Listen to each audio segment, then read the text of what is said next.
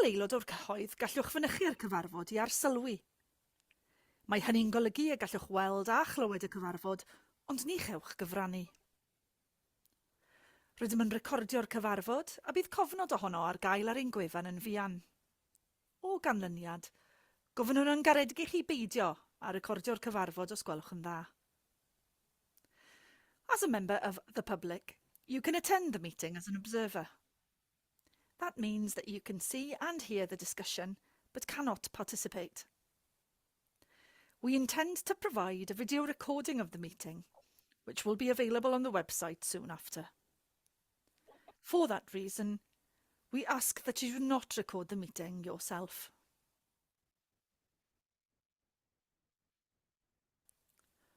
Hoffwn gyflwyno aelodau annibynnol o'r bwrdd. I would like to introduce the independent members of the board. A'r prif weithredwr ac aelodau gweithredol ac anweithredol o'r bwrdd. And the board chief executive, executive and non-executive board members.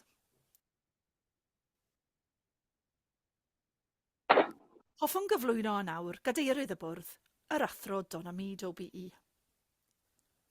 I would now like to introduce the chair, Professor Donna Mead OBE. OK, bore da pawb, a croeso cynnes iawn i chi gyd am y cyfarfod bwrdd heddiw.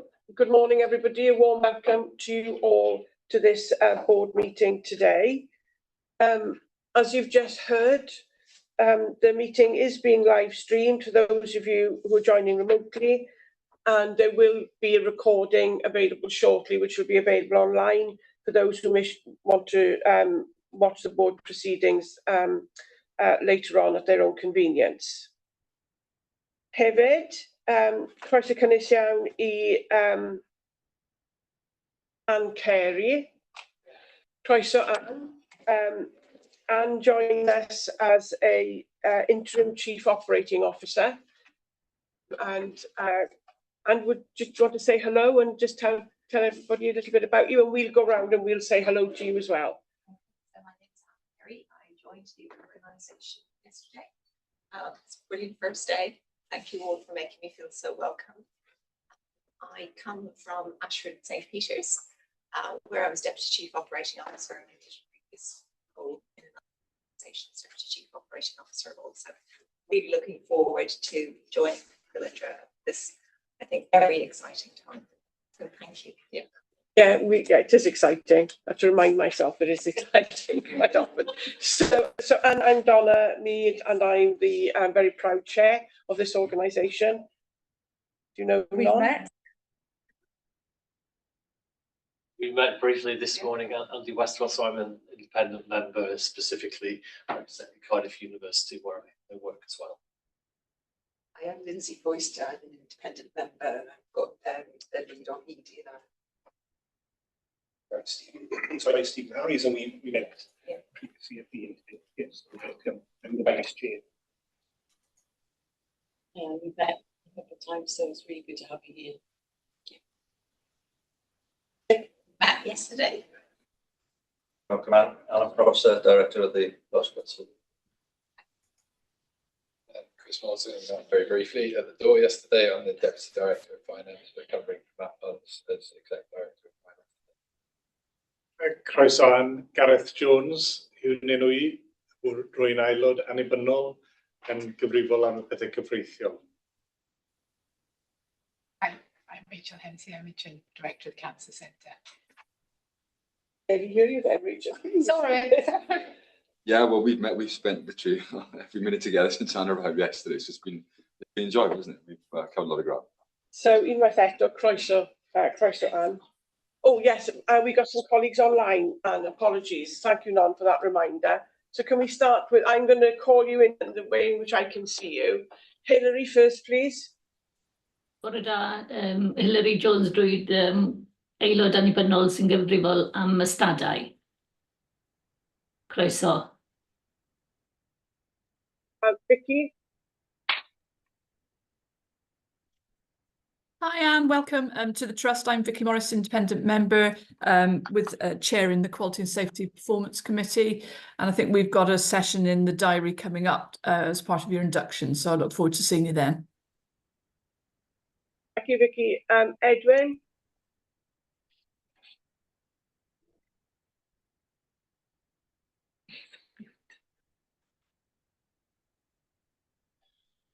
Ed, I think you're on mute, Ed. Yeah, you are on mute. The red slash through your I think mic. he's having technical problems. Yes, he has. Yes, he's having technical problems with mute. That's what Ed looks like, Anne. And he's the medical director in Welsh Blood Service. Apologies, I've managed to get the mute off on Zoom. I do apologise for that. Thank you, Donna, for beating me to it. Thank you. That's Edwin. And David, please. Yeah, morning. David, I'm the chair of the patient liaison group at Velindre. So welcome.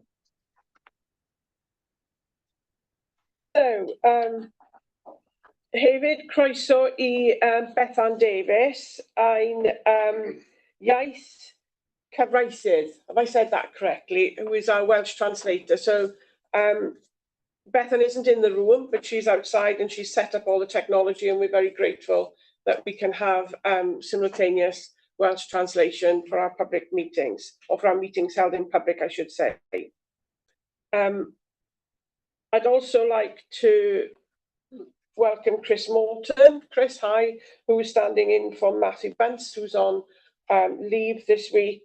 And we've already introduced Edwin Massey. Edwin is the medical director for Welsh Blood Service and deputising for Jazz Abraham, who is on leave as well. So I think I've welcomed everybody that needs to be welcomed. We have apologies from Matthew Bunce, Executive Director of Finance, and from Jazz Abraham, our Executive Medical Director. Are there any other apologies that need to be made that I'm not aware of? I think we're more or less all here. Thank you. Right, okay. So, if I could take you to item 1.30 on the agenda, which is declarations of interest. Is there anyone present that needs to declare an interest in any of the items on the agenda that we'll be discussing this morning? No? Okay, thank you. So item 1.40, if I could take you please to the draft minutes of the Public Trust Board meeting held on the 23rd of May. Could I please have confirmation on their accuracy? Does anybody want to raise any issues of accuracy? Gareth, please. Diolch, David. Ti'n croeso. Just yn gynta gyd ar dudalen 6 o 16. Yr ail bwled ar ben y dudalen, licen ni sy'n ni'n sillafu Carnarfon gyda edrych na fi. Dyna pwynt gynta, sillafu Carnarfon yn iawn yn y Gymraeg. Ag yr ail beth wedyn ni yw ar dudalen 15 o 1 ar 15, eitem 7.2.2, dylen ni roi'r dyddiad ar ôl yr adroddiad o'r Pwyllgor Archwilio, sef y 12fed o Fawrth 2024, i fod yn gyson gyda'r adroddiadau eraill sy'n yna. Ac hefyd, dwi'n meddwl ar y pryd, byddwn ni yn gadeirydd yr Pwyllgor Archwilio bryd hynny yn hytrach nag yn acting. Diolch. Ie. Diolch, Gareth. Oes rhywun arall? Anybody else with correction?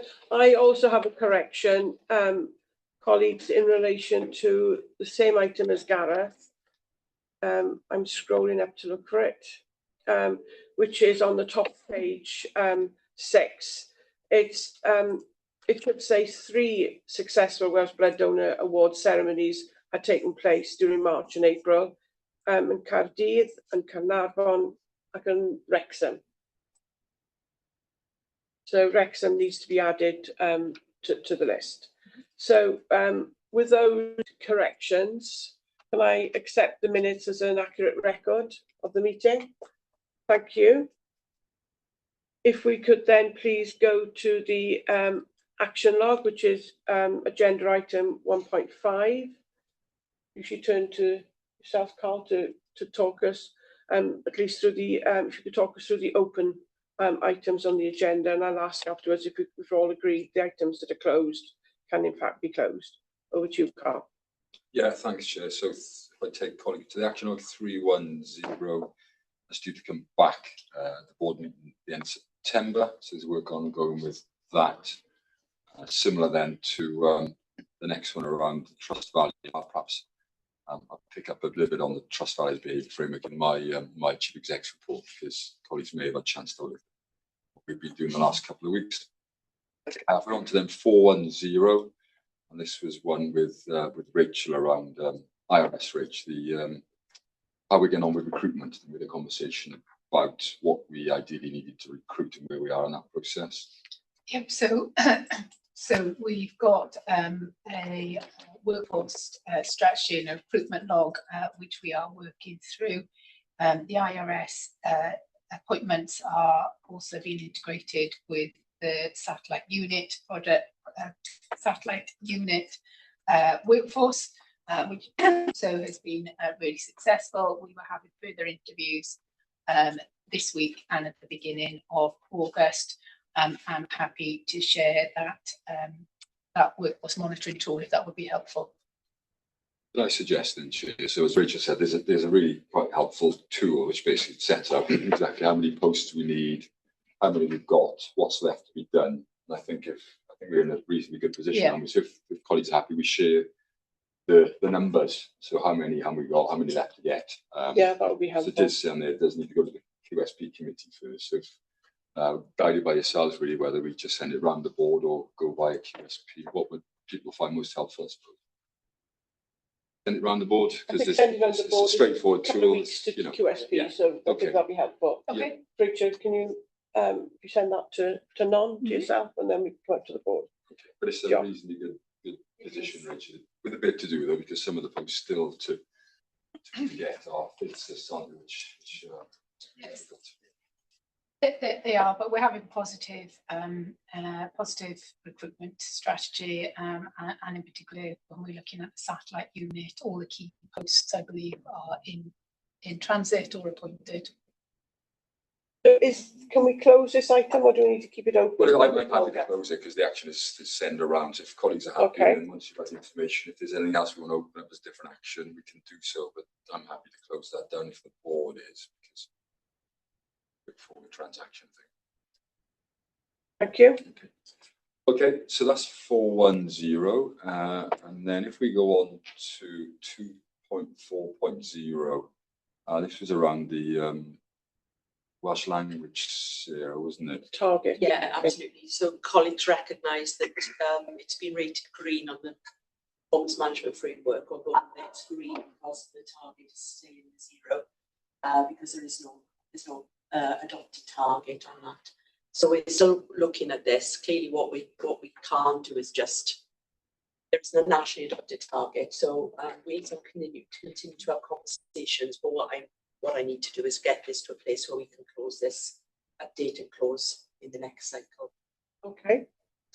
I read some of this week that there are developments, I think in the Senate, about Welsh language, about enshrining it into law, the number of Welsh language speakers. Okay. So we need to keep our eye open. I may not have reported that absolutely correctly. I'll pick it up and send it round. But what that signals to us is there's going to be more developments that we need to be aware of and keep an eye on. Stephen, please. Just on this particular point, and obviously I know something's got to be agreed nationally, but I'm just wondering out loud then, that would not have an implicit target that the proportion of Welsh speakers employed by us would be at least equivalent to the proportion of Welsh language speakers in the local population. Yeah. I imagine we'd expect at least that. I say that's not so much a question, just a low thought. Yeah, and I think that's a really sensible approach, Steve, isn't it? These are the kind of conversations we're having. So sorry, just to make it clear, we're not waiting for a national target, because there won't be a national target at the moment. Clearly, we'll have a look at what the work that Donna's described there.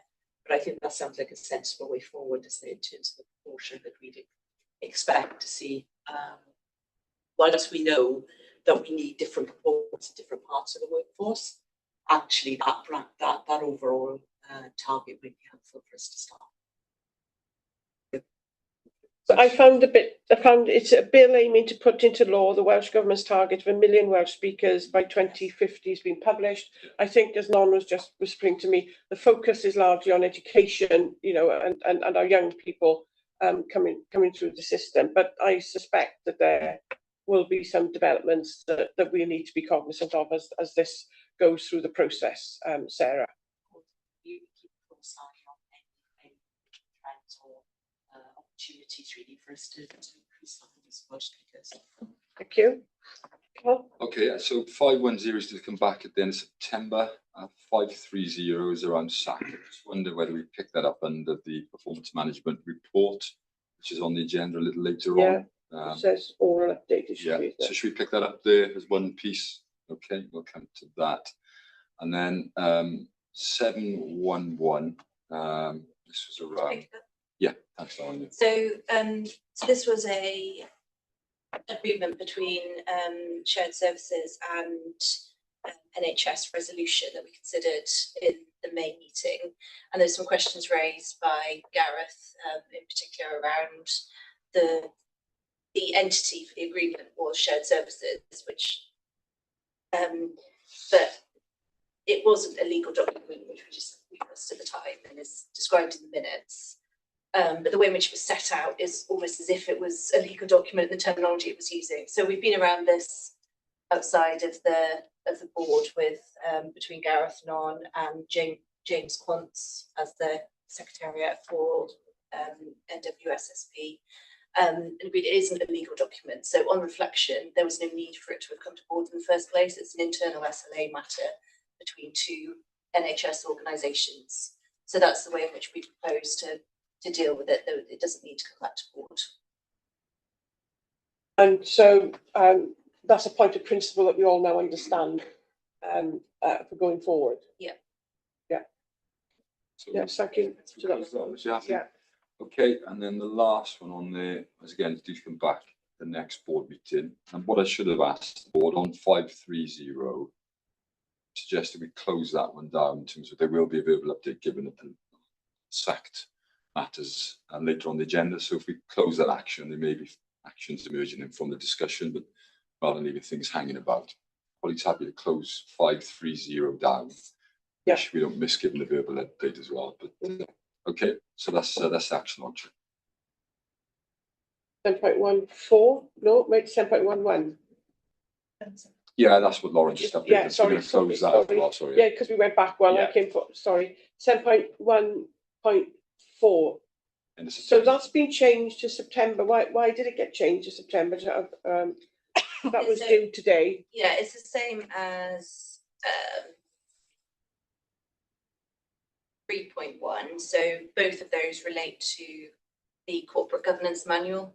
So when we did the agenda setting for the July audit committee, it was that audit committee which had the endorsement of the full annual report and accounts, as well as a significant amount of other business. So we deferred the corporate governance manual matter to September because of the audit committee timeline, and it actually worked out well because there was the point raised by Nicola in the May meeting around having a standard part of the terms of reference of each committee that made it clear in terms of the quality impact assessment and other parts of the impact assessment. So it means that it just so happens it does tie up nicely now because we're taking that work's been done, we're taking that through E&B in August, the Director of Corporate Governance will be, and then that'll go to the audit committee in September. Thank you. That makes sense.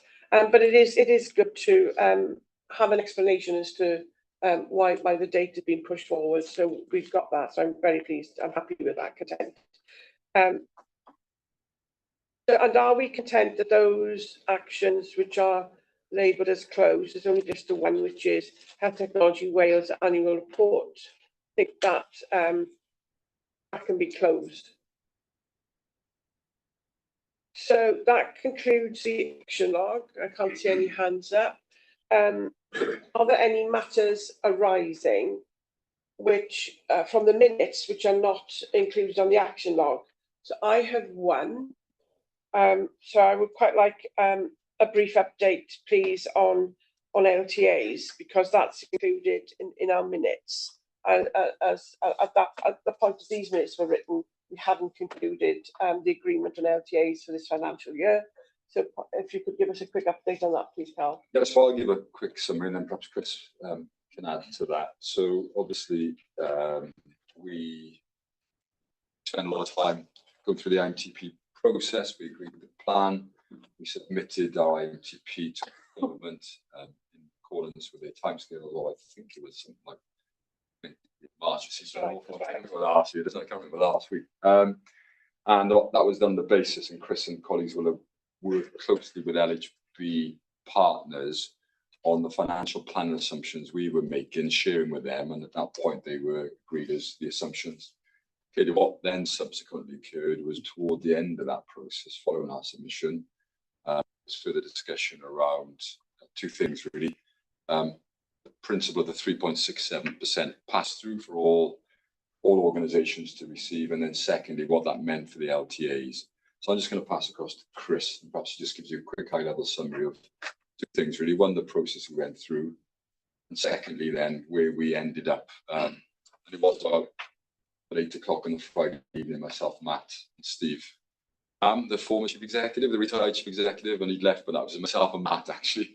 About half a state on the Friday night, we managed to agree that's the position we would recommend. So I'm just going to pass across to Chris for a bit of the detail, and as well as that, Chris has mentioned that the colleagues that wish to, we can set up a session outside of this to go through in detail, so people can ask all the questions they would wish. But I'm going to pass across to Chris first. Yeah, just in terms of process-wise, again, Carl outlined the principle which we were applying, which was the 3.67% pass-through. We held the line in terms of that principle, although that was disputed by two boards in particular.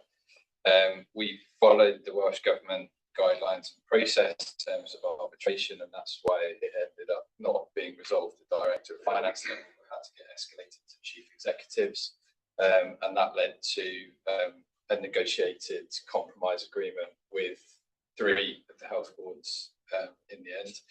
So that has had an impact in terms of our financial plan.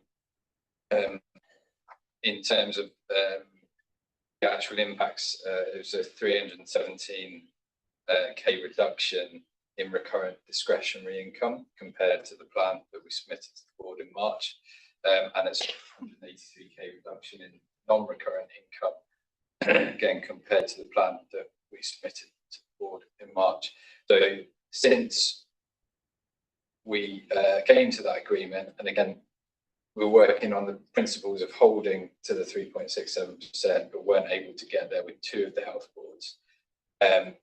But we also recognised, importantly, the principle of working in partnership and working in collaboration to avoid a situation where we would face arbitration at Welsh Government level. So all in all, that's the position we ended up getting to. Since then, again, we've just had to work to address that shortfall.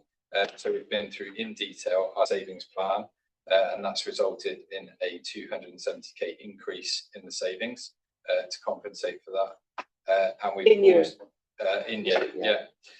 and we've also had to review some of the previously planned investments on a recurrent basis, and we've had to pause some of those again whilst we work through some of the details. So again, that's just how the trust plans to address that position. So you've used the word arbitration twice in that little update, Chris. I just to be clear, we didn't go to arbitration. Correct, We resolved it Correct. amongst the health boards and ourselves in the final analysis. It was close to the wire, but it was resolved between us. I'll come to you in just a sec, Lauren. And my second point will be, I think we would all benefit going through the process a bit, but we don't want to find ourselves in this position next year, because that 3.6% uplift has got a year-on-year effect, hasn't it? So I just want to be assured that there will be a process in place that hopefully can get us to an agreement for 25/6 without just going to the 11th hour. Yeah. So again, the Welsh Government have actually set that out in it's the arbitration guidance, the process we followed. So that's the reference to the document I'm talking about. They have reduced the deadline for that, because I think at the March board where we presented the commitment, it was noted by the board actually the gap between submitting the IMTP to Welsh Government and then actually getting the LTAs signed off, and that there's a 3-month gap. What Welsh Government have done is started to reduce that gap down. So next year the deadline for LTAs will be May, and the year after it will be April. So that gap will subsequently reduce to effectively align the submission of an IMTP with signing of the LTA agreements. So that will help because it will force negotiations to be done further forward. Again, the trust will follow its kind of preventative approach, which it did last year, which is again communicating early with health boards. And I think again there is recognition that the process this year has not been a good one, and that actually there needs to be something done about it. And I think again, even within the finance community that I've spoken with, there has been recognition that has not been a good process. So again, it's about starting early, and we will be into planning in September, October this year in terms of starting that. So again, start early to secure the settlement for next year. So could I request maybe it go in the action plan, or maybe it goes, we get updates along as the IMT develops, but the board will want to be assured that there is an agreed process working towards a defined outcome, and then you get on with that. But we would need to be assured that that's in place. So either we put it as an action for here, or it comes out in the wash as your as the IMTPs come forward. There is a process which is in place, but I think what we're saying is it's imperfect, and that's resulted in an imperfect outcome. So we will continue, Lauren and Chris, through both planners and director of finance. It's an integrated approach, isn't it? So we'll make sure that happens.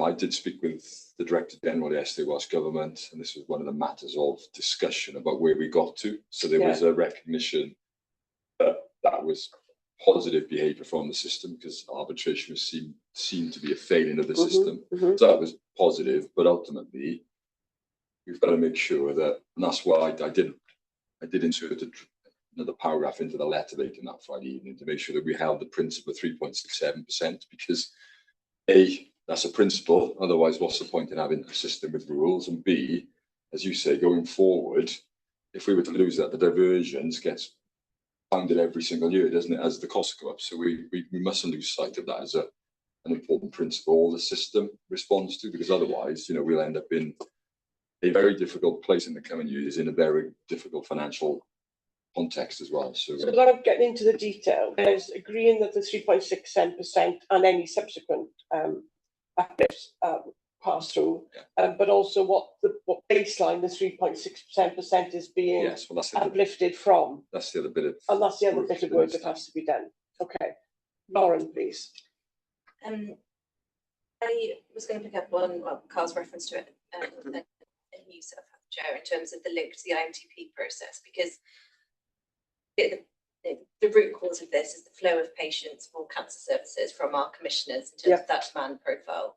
So there's a paper which we're bringing through governance in September, setting out the trust planning framework for the 25 to 28 IMTP, which will include reference, well, not include that we want that the section on how the plan in terms of the LTA will operate during that period, including the extent to which we are able to review the demand profile over that period, because it's recognised that we're not going to be able to completely change the way in which that commissioning model operates, but clearly there are some significant changes, for instance, that we already discussed in the context for 24-25. So that will be laid out in this trust, in the trust planning framework paper for September.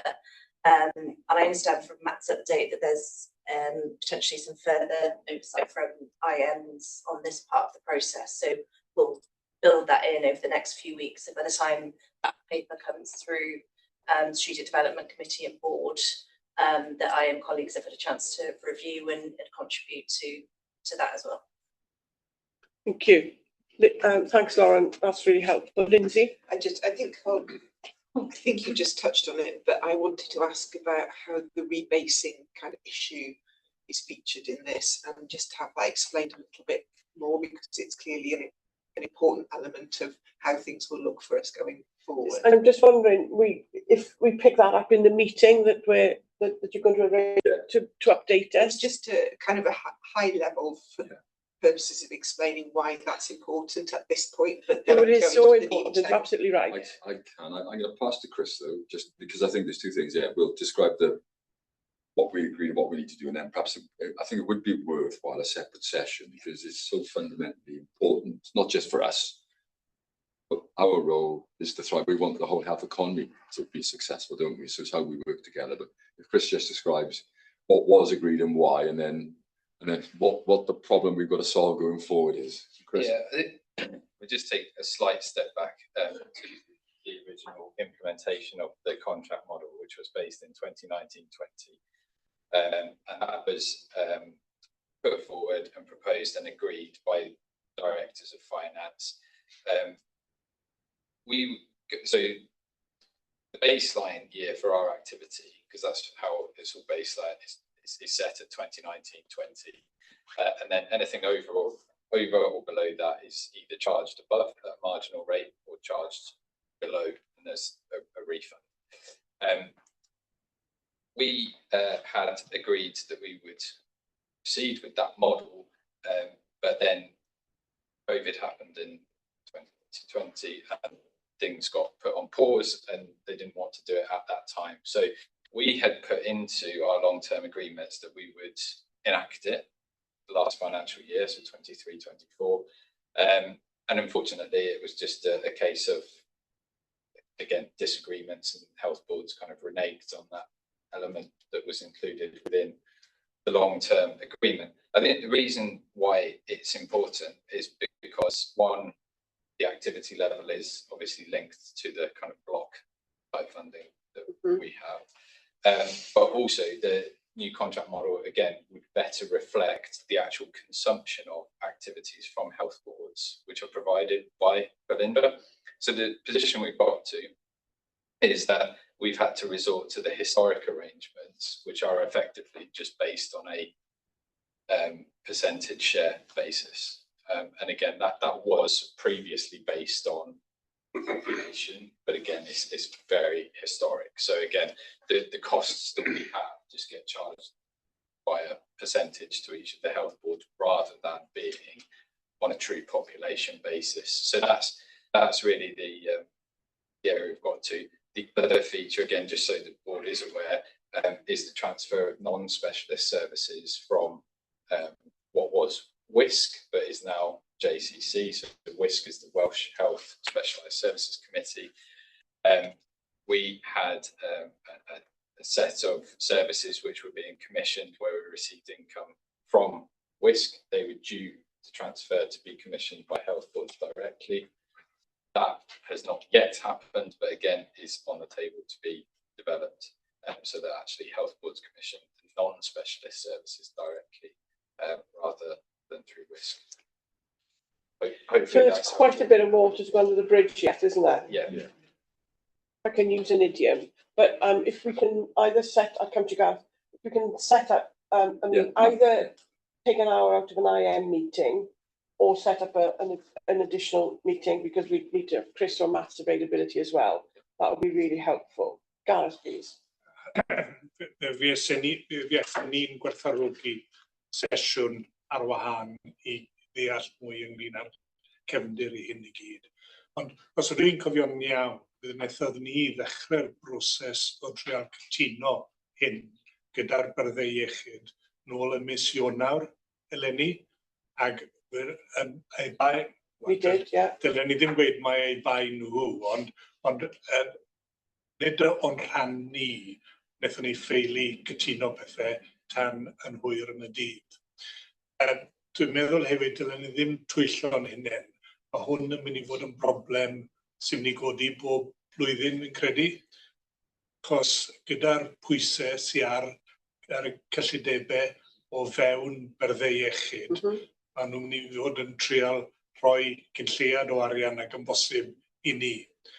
Ac falle mae dylen ni fod yn edrych os yw'n bosib cael cyfarwyddyd oddi wrth Llywodraeth Cymru ynglyn â ffordd mae hyn yn mynd I gael I sorto mas o hyn ymlaen. Thank you, Gareth. That's exactly why I raised it today, because it was, it was in the minutes. It was referenced within the minutes. Wasn't on the action plan. It is a serious issue that needs resolving, and that's why I asked for an update today. And we will take it forward with all due seriousness as we go into this next year. We cannot find ourselves in a similar position next spring. We cannot. And I just had one point. Yeah, so we won't renew this conversation. I just want to just your first point, if I understood probably Gareth, in terms of just to assure the board, we followed absolutely to the letter the process prescribed in the current arrangements. We engaged starting in October right the way through. So it doesn't make a difference to the outcome, but I think we did everything we should have done a bit more. I just want to get that across, because we are not going further than we should have done, because we want to make this work. But the team, both my team and Chris and the finance team, went over and above to try and find a solution in some difficult territory. That, your broader point is the important one. Despite best endeavours, that didn't work, did it? So we got to find a better way to do it, which doesn't rely on individual relationships and all those sorts of things. It's got to be a system, isn't it? Which and government recognise also, Chris, don't they, that they've got an important role to play in that, because we possibly got into this position on the 3.67% because of there was still sufficient room in the circular for people to interpret the pass-through 3.67% in a different way. So so there's a fair bit of learning, but I can't give you assurance that we won't be in similar positions next year. But I can't tell you we will either. So I think that's the opportunity for us, isn't it, to make sure that we all end up with something far more, I think, appropriate and timely, particularly. You don't want to be doing this on the last day. And I made the point to the Director General yesterday. No, we don't, and we can't have a situation, because it's grossly inefficient where we've got individual separate arrangements with individual health boards. That ramps up the administrative time. It ramps up, the individual negotiations with individual health boards and so on. So we want to avoid that scenario as well. So we need to keep this very high on our agenda going forward, which we will in our agenda setting meetings. And we'll have a meeting as soon as can be arranged, so that we can walk the IMs and myself through the process, so that we understand what we're contemplating going forward. So I'm going to move on. We've only just got to the action log and the matters arising. There's one point on your agenda, you'll notice 1.61, which is a Llais Cymru report. We're not receiving that today. Our representative from Llais is coming in September, as I understand it, and we'll be going to Quality, Safety and Committee beforehand, Vicky, and then that report will come to board after it's been to QSP, is how that's going to be handled. So 2.10 Chair's report. So this is my Chair's report. It's been another busy time. I don't intend to go through it in detail. You can see We've listed there all the matters we've considered in our board development sessions, both public and private. I would like to draw your attention to the fundraising showcase event, which we held in June, I think. So this was an opportunity for for us to meet with those people who raise funds for us and to say thank you, to meet them, you know, eyeball to eyeball, and say thank you very much, and also to explain to them the stewardship of those funds, how those monies are spent. And over 200 fundraisers attended, so it was a very successful event. Most of the exec team were there. We had a presentation from Rob Jones, one of our consultant oncologists, who was able to explain the trials that we're involved with. And then we also heard from some of our fundraisers, including our president, Jiffy, and some of our ambassadors, including Craig Maxwell. It was an excellent evening with people really feeling that they understood more about the charity and what it does. And I think this is something that we intend to become an annual event going forward. It was really good. We also had a gentleman from Peter's Pies. Managing Director Peter's Pies. Managing Director Peter's Pies, who give a very insightful presentation about how we can best work with corporate entities in order to increase our fundraising in a way which benefits the charity, benefits the corporate entity as well. And I know Paul Wilkins is going to follow up on that. So that was really interesting. Apologies to Nicola here. There's an event, a very important event that happened, which I've omitted to put in here, but I will include details in my next chair's report, even though it'll be a bit out of date, which is we've launched the Velindre Oncology Academy, which was a very successful event that we held in May or June. So that was a very successful event. I really do apologise. I realised it last night, and I was about to start altering the paper, and I just thought, no, let's just be up front and say I forgot to include that. So I will do so for the next chair's report, Nick, and I'll take any questions if there are any. Anybody wants to go over to Treherba to buy vegetables? I've been over a couple of times. They're excellent quality. All funds, all payment for the vegetables comes directly back into the charity. They're two outstanding young people who are really have scaled this up. So they haven't, for colleagues that don't know about this, is two youngsters who went on a walk to raise funds to buy an allotment or to lease an allotment. Then they convinced all local companies to clear the allotment for them, and then they've planted this allotment and they grow vegetables and then sell them, and the proceeds come here. But they've scaled it up so that they've got one comprehensive school in Treorchy who's now also got an allotment, and the vegetables from that allotment go up to the main one, the Velindre allotment, and are sold there. And that's going to be extended into other schools as well. And these are two kids who are still in primary school. It's just, I mean, their parents do help them.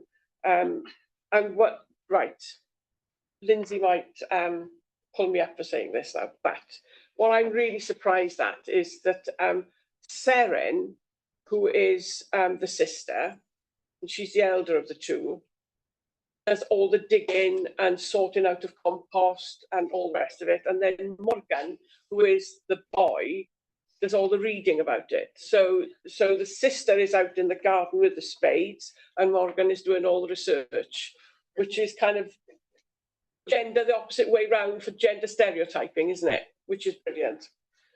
But if anybody would like to go there, they're on Facebook. The opening times are always published. And encourage them. They've won a number of prizes. They won the High Sheriff Award just recently, for which they received £500. It's going very well. I'll take any questions. And if there aren't any, oh, and I also should have included that alongside some of the some exec colleagues, I attended a regional planning summit, which included cancer services, and it involved 3 health boards, Powys Teaching Local Health Board, and ourselves. And we had a whole afternoon, I think it was, wasn't it? Yeah, yeah. Lauren, Carl attended. Do you want to? I was just going to say, the next step on that is the joint board session between the 4 boards on the 1st of October, which I sent around via email in that summit. Yeah. As an outcome from As one an of the outcome, outcomes from that meeting. Yeah. In my old stomping ground, University of South Wales, or one of my old stomping grounds. So, thank you. We note that, and I will hand over now, please, to Stephen Harries to present his Vice Chair's report. Thank you, Chair. Again, I'm going to take it as read. It's predominantly business matters conducted within the trust, but there are some external matters. And I just want to spend a moment, if I can, just focusing on one of the external events I attended in June, which was the City Hospice 40th anniversary, which was hosted down in the Senate building. It's a very uplifting experience. Professor Finlay spoke about the history of palliative care and developments going forward. The Chief Executive spoke about the 40 years of history of the hospice since being established by the Order of Little Sisters all many years ago.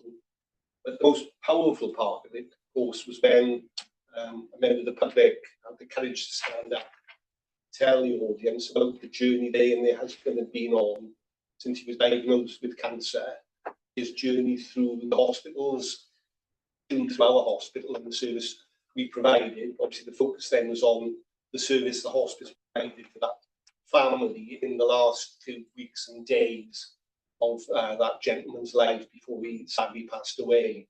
So it was incredibly powerful. There were very few dry eyes in the house, as you understand. But I'm focusing on that, of course, because it was a reminder of what our staff do and the part they play in that. And in some ways, it's a reminder of our role as well as the board in making sure that we provide the best possible care to patients and their families over a very difficult period in life. But I just wanted to highlight that as it brings it all down to earth, doesn't it? That's really helpful, Stephen. I'm glad you've raised that. Remember, we had Maggie's came to a board development session the other day, and they work really hard for our patients and for our staff as well.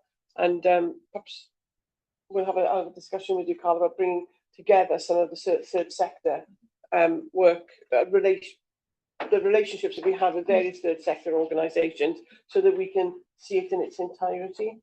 And then maybe if there's more that needs to be done, we can consider that when we see all third sector initiatives come together.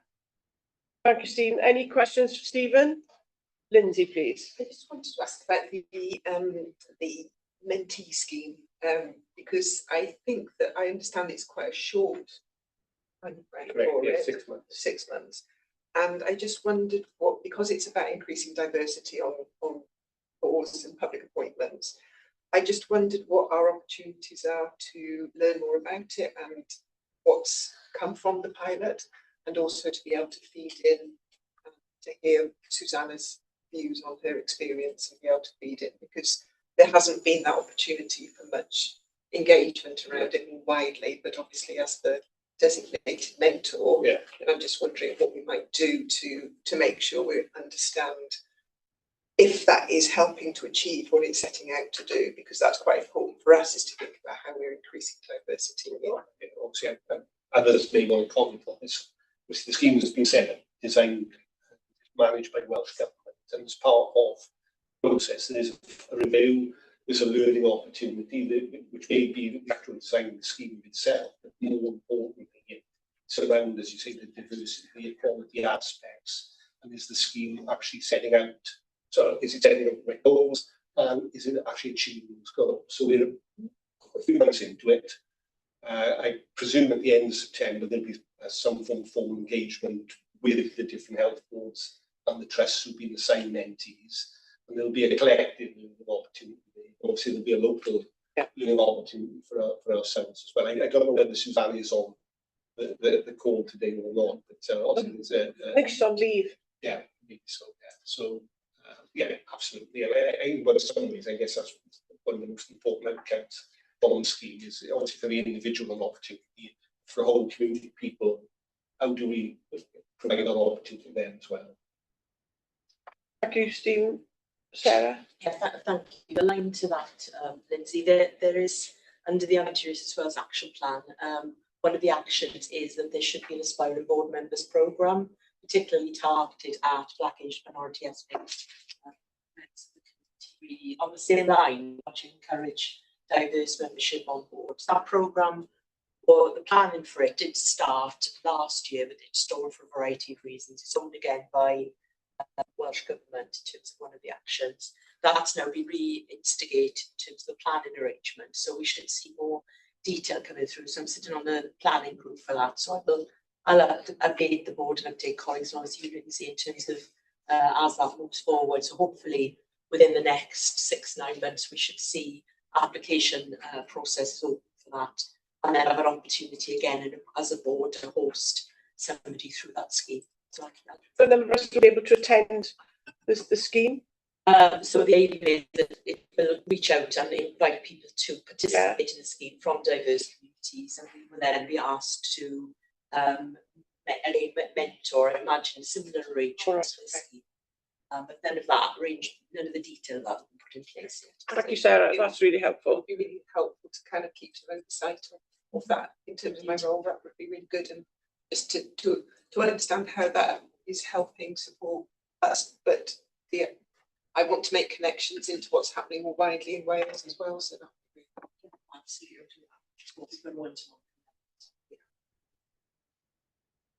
Thank you.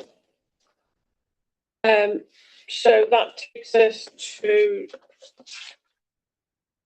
2.30, which is the Chief Exec's report. This is your first report, Carl, that you've written as our interim Chief Exec. So can I hand over to you, please? Well, I didn't write it, so non wrote it. So thanks to non for writing this. But I've had a chance to have a look at it and with non on it. No, yeah, I mean it's there for colleagues. There's just two things I wanted to just slightly expand on.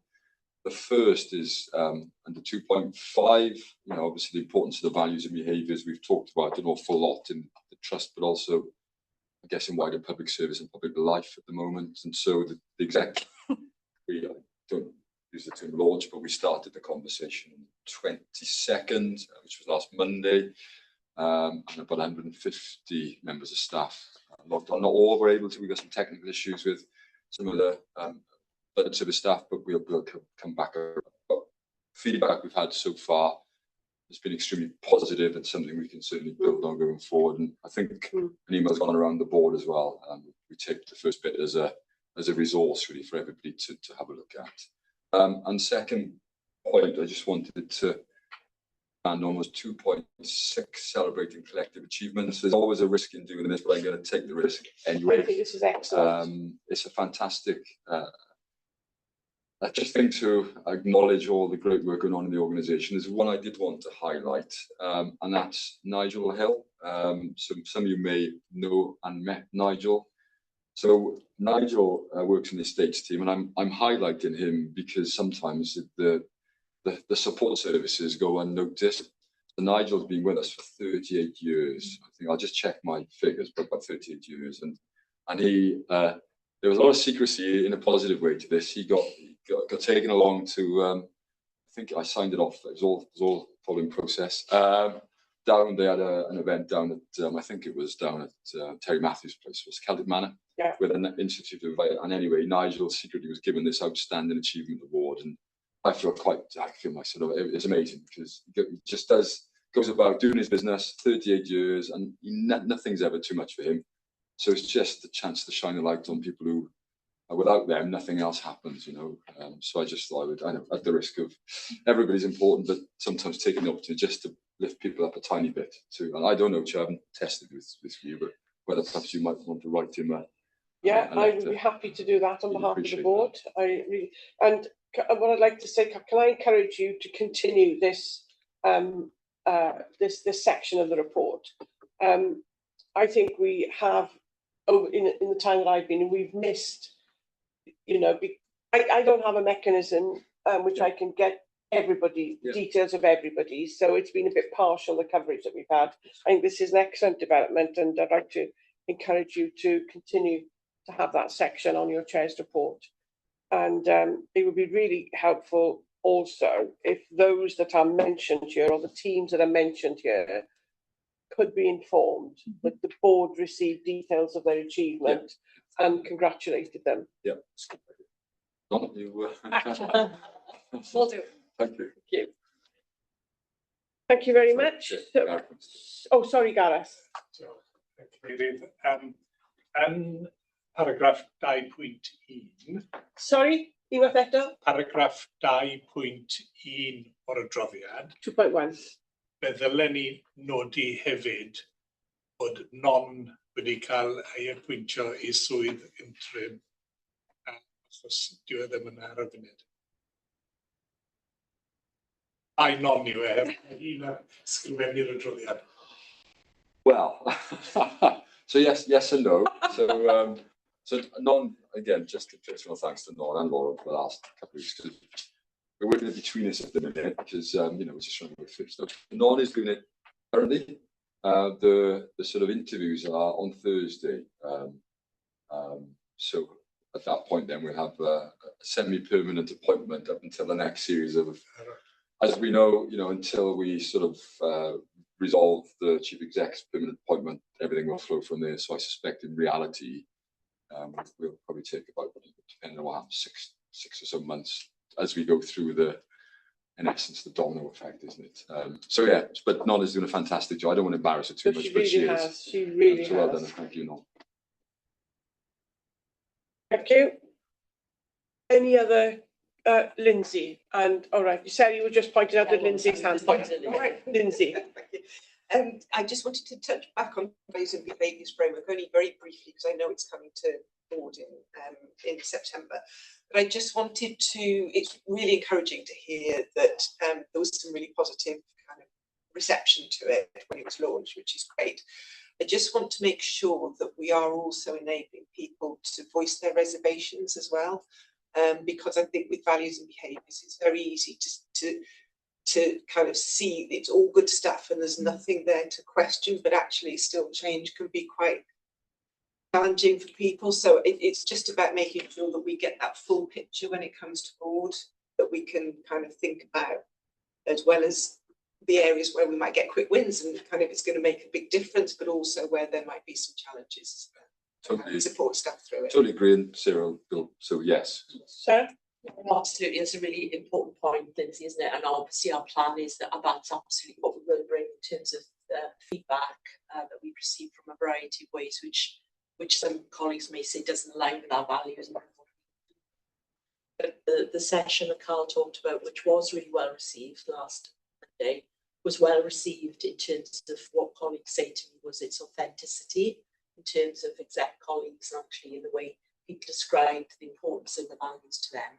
But we have also received individual feedback from individuals who say this didn't chime well with me in terms of alignment with values, not the session, but things they've seen in the organisation. So I've been dealing with some of those things with individuals, chatted to some people, corresponded with others. So we very much opened up that opportunity for people. Again, it's always open through that session, and people did take us up on that, which I thought was really good because, yeah, we welcome that challenge as much as this was great. That's a really, really important thing for us to Just to finish up on that, I'm taking from some of our board development discussions that in our board development work we will include looking at how we model those behaviours as a board collectively. Yeah. You're absolutely right. Can't see any other hands up, so we'll note your report, Carl, and move to section 3 of the agenda. I will have a break, but I think we'll keep going for a little while longer just yet. So we don't have any papers under integrated governance, so I need to go to section 4 on the agenda. Item 4.1 is the risk register. So Lauren, are you leading on this item today? Thank you. So, as it says on the cover paper, this is the last overhang from the previous reporting cycle, because this is the report that came through Executive Management Board and senior leadership teams at the end of June, and then into Quality Safety Performance Committee in July. So the Director of Corporate Governance will be picking this up going forwards. So there was just two things I wanted to highlight from the cover paper. So one is the changes since the last reporting period. So one risk has closed regarding the financial sustainability risk of the new Velindre Cancer Centre, which has been closed as a result of getting to financial close, and the new risk profile for the NVCC construction and commissioning and transition is being reported now through the Transforming Cancer Services Scrutiny Committee and will then come to board. The second are two new health and safety risks relating, one at each division, relating to the storage of nitrogen in WBA and actually as an unintended consequence at VCC of the good work we're doing on sustainability in terms of walking aids and storage of those therapies. So these two health and safety risks are being well managed at both the senior leadership teams, and there's detailed actions in Datex related to those. Secondly, it's referred to in the action log that we have a meeting on the 20th of August with some IM colleagues around the table to join, where we are going to discuss the format of the cover paper and the risk reporting template, agree on that, and then hopefully have that as a consistent position for 6 months at least before we review again. So the Director of Corporate Governance will be able to pick that up for the September reporting cycle then as a result of that 20th of August meeting. So they were the two things I just wanted to highlight. I appreciate a question's been raised offline on the X score and the timing of the reporting of that. So I don't know if Alan, if you want to come in initially on that. Yeah, just to say that I think it was a timing of when these papers were published, but we've been successful in landing £750,000 funding following the submission of a business case. So that has been very well received this year. So that report has that risk reviewed last week. Will go into our senior leadership team next week, and that will start to mitigate that risk quite substantially. That's currently scored at 50. As you know, Alan, I was able to talk to Alan just a few minutes before he began. I thought that the fact that we approved at board the business justification case would have been a mitigating action that should have been recorded here, but it's gone further than that. That not only is we did approve it, but some funds have been made available as well. So so do we have we re-rated that risk that will happen for the next cycle? But yeah, as far as funds now is concerned, what we can take some assurance from is that the score on that risk will come down quite considerably, I would have thought. Yeah, okay, thank you. Lauren, back to you. Oh, sorry, Stephen. And just following the discussion, Alan, remember the salary kick, is it what we asked for, or is there still a part of this that we won't get all the funding we need to do this? We don't need a long answer. It was more than we asked for. Well, it's sufficient. Oh, well, yeah. So it came from the Welsh Government Capital meeting this morning. So we are, so Carl Taylor is leading on this too, along with Alan, and we're reviewing the spend profile of that 750 between now and the end of the financial year. And if there's any doubt whatsoever that we'll be able to utilise the full amount, then we'll be committed to government. We'll let them know as soon as possible, but we'll govern that here first. That review is going on now, but it's a good position to be in. Yeah, good position. It was timely as well because the Chief Officer, Digital Officer for Wales, visited the service the day the letter came. I was actually able to see the transformation that will bring in terms of the system to our service, but also was able to visit the transplantation service where we're also That's what we've got funding to support that. So really visit excellent time. Thank you. Thank you. Gareth, please. Welcome to the... Diolch, David. 2 bwynt os gai, sgwylwch yn dda. Y cynta ar dudalen 3.8 ag paragraff 2.2. Mae'n gweud fyna bod ni wedi cymeradwyo'r achos busnes llawn. Ac dwi'n meddwl mai nodi fe wnaethon ni yn y bwrdd yn hytrach na'i cymeradwyo fe. Os ydym ni'n deall, dyn ni'n nodi gynta, mae'n mynd i Llywodraeth Cymru, dyn ni'n cael ei sylwadau nhw nôl, ac wedyn ni dyn ni yn cymeradwyo'r achos busnes llawn. Yeah, apologies, Gareth. It makes complete sense what you're saying. I can't actually remember my discussion before, so I'm really sorry. So yeah, I think that wording is inaccurate, and we need to make it clear that it's not fully approved by board in the final version. Just this 2.2. 2.2, yeah, I've got that, which is... Yn y ddwy linell ola, yeah. Dyn ni'n gweud dyn ni wedi cymeradwyo'r achos busnes llawn. Ac beth wnaethon ni oedd nodi fe. Dim eto. Cyn bod e'n mynd i Llywodraeth Cymru. Dyna'r pwynt cyntaf. Ar ail bwynt wedyn ni, ar y dudalen nesaf, paragraff 3.1, dyn ni'n gweud fyna bod rhaid i'r ymddiriedolaeth wneud penderfyniad ar y camau nesaf. Beth yw'r penderfyniad sy'n rhaid ni wneud?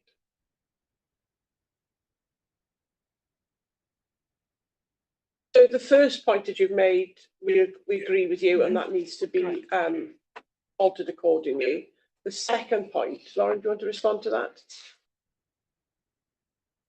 What do you say? Right. So this is the All Wales risk module of DataX. So it's under the governance of the All Wales DataX programme, which Carl is now chairing, following Steve having chaired it. And it's the only module so far that is not agreed on. So the work has been going on this through the head of risk peer group for a number of years. I took it on in March, it says. And we've been working as a corporate governance director peer group to get to a position where each organisation can make a decision. So we were due to have a discussion it's going to steering committee tomorrow for the All DataX update.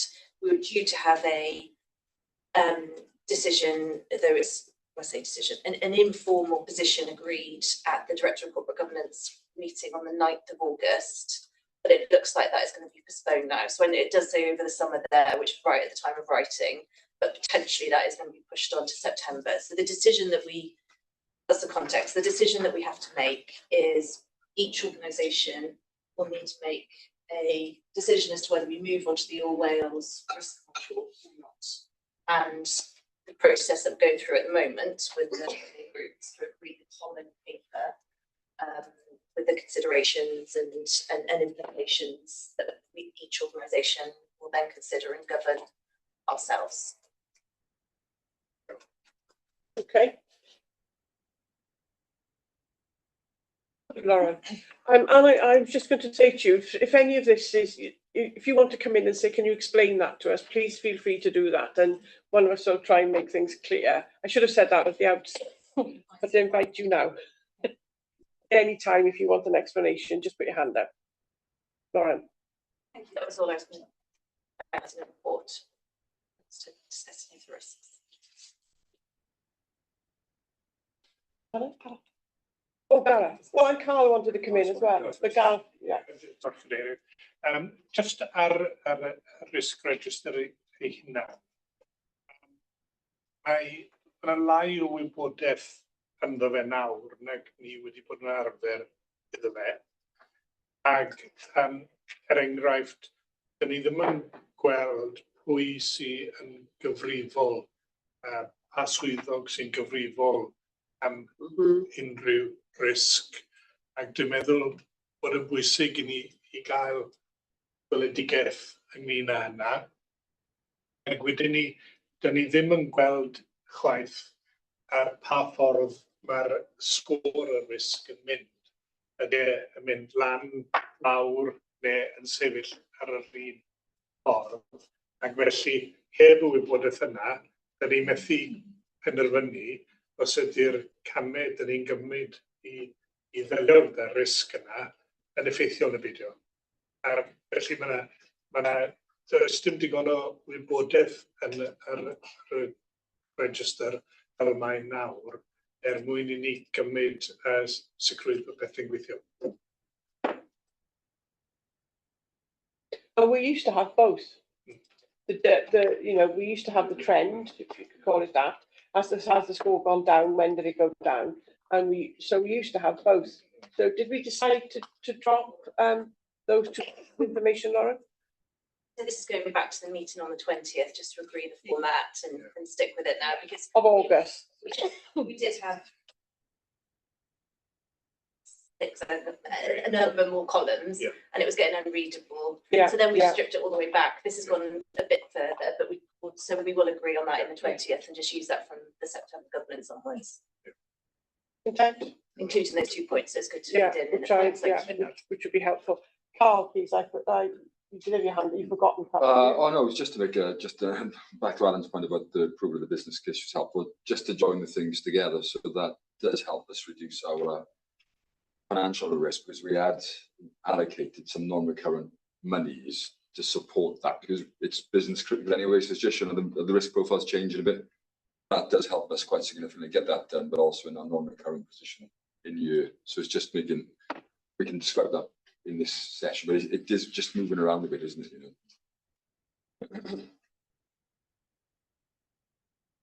Okay, if I may just ask you, just for some assurance, I wasn't aware of the issue with the nitrogen tank storage until I read this paper. So you've had to do quite a bit of work in a short period of time. Could you just give us a quick update on that? Because when I first read it, because it appears in the paper before, and then it's more detail in the risk register section. I was quite alarmed when I read it. So I think it's been an estate professionally driven piece of work. I think that's the first thing to say. That's very much worked hand in hand with the service. What I've taken some assurance about is the amount of mitigation going on here in terms of plant performance maintenance. We've obviously got a large infrastructure project. As part of that large infrastructure project, we're assessing what is our liquid nitrogen need. For context, we've probably got the biggest liquid nitrogen container in Wales, the NHS. That was previously used between a multitude of laboratories. Those laboratories have moved to a different type of system now, but we've still got a container and a need for some of this liquid nitrogen. So that's being managed, and that will be obviously anything fundamental change will be managed as part of the infrastructure project going forward. But I'm taking a lot of assurance from estate's input into this plant performance maintenance, regular checks. There's a replacement of something called dewars, which are the valves. I think effectively we're losing more liquid nitrogen than we're using because of the age of the pipes, etc., the age of this vessel. Regularly monitored, regularly updated, and it is on the health and safety radar, which is critically important. Thank you. Right, Stephen, please. Sorry, just wanted to. Is it on this issue? Oh, no, sorry, it's a new. Right, so it's a different risk. Right, okay. So just so I thank you for that update, Alan. I think we keep this on the risk register for now, and until you can assure us that everything is the risks of this are gone. Yeah, that would be really helpful, and if we could see that. Thank you. Stephen. So, thank you, Chair. So this is in the risk zone 15, the 3337 risk, which is the risk of patients being missed as a result of multiple lists. SACT. I wasn't sure whether we'd be touching on this in the performance report. I appreciate obviously that the updates have to go through due process before they get here. But I'm just wondering, are we have just a brief verbal update? Or maybe we are on the work with reducing this risk? Having the one list. For multiple lists, given that the risk is missing patients. Could answer, Stephen, Nicola? Yes, from a twofold response, both from an update from the SAC goals, but also from a 15-step visit that Vicky and Sarah did in the digital team in WPS a couple of weeks ago. So essentially, there's a single list that's been generated using automation. So we heard all about automation and the fantastic work that the digital team are doing to try and automate our processes. That's currently being tested, being changed through PDSA cycles, and we do learning at the moment, but it's looking very positive.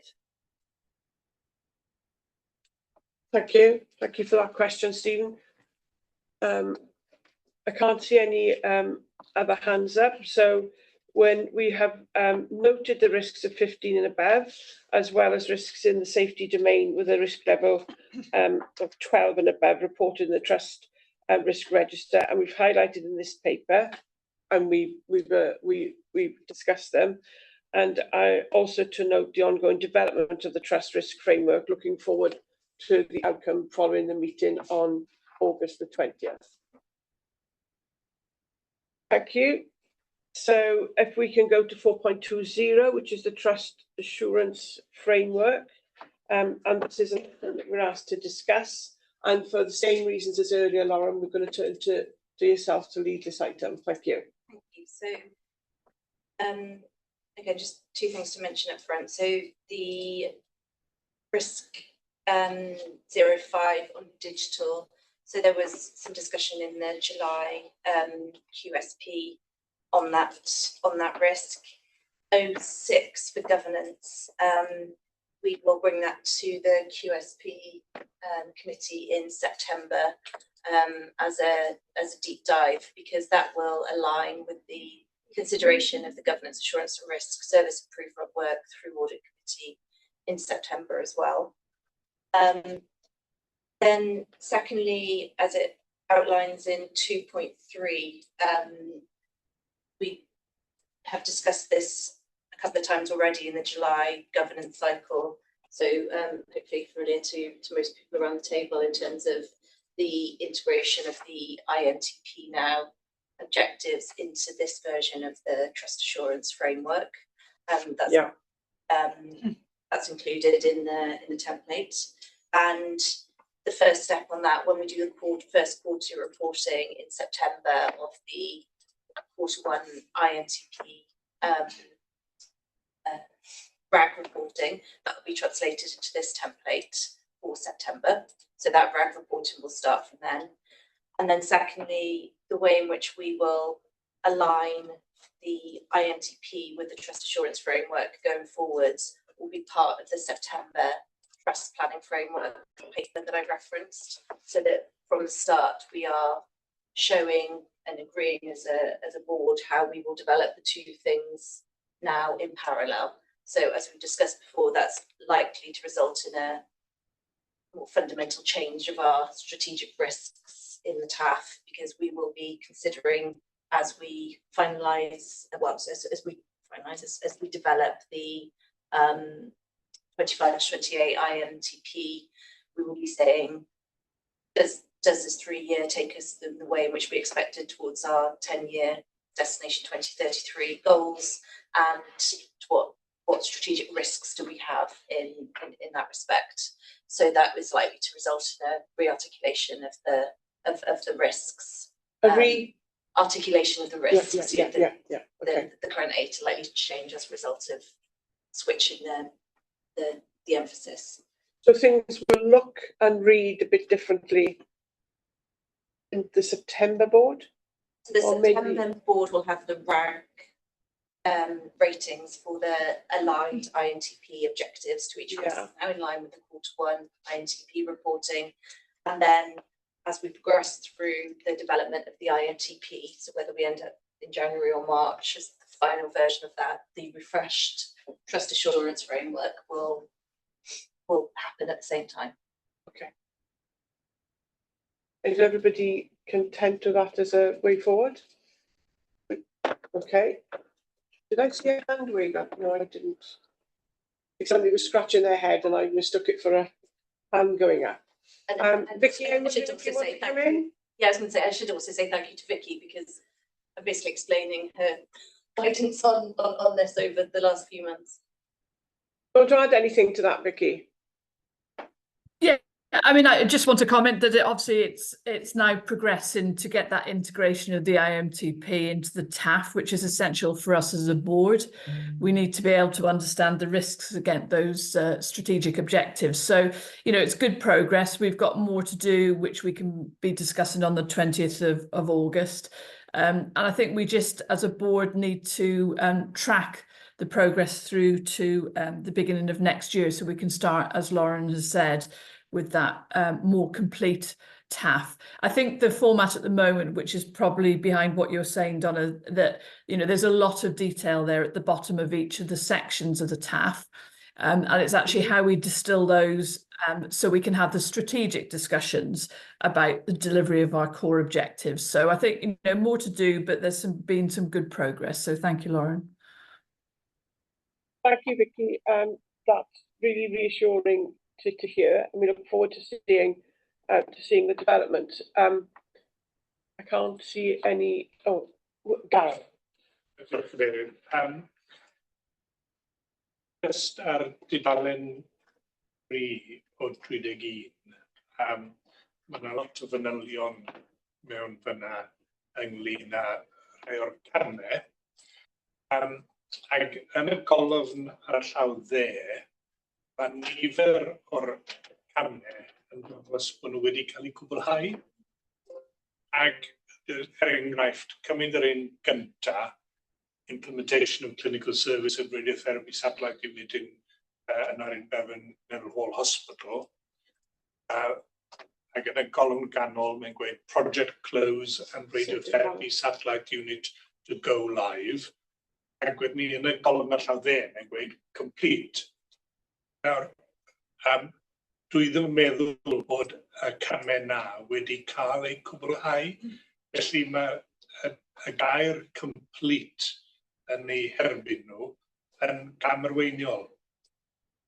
Ac mae hwnna yn ymddangos mewn nifer o fannau.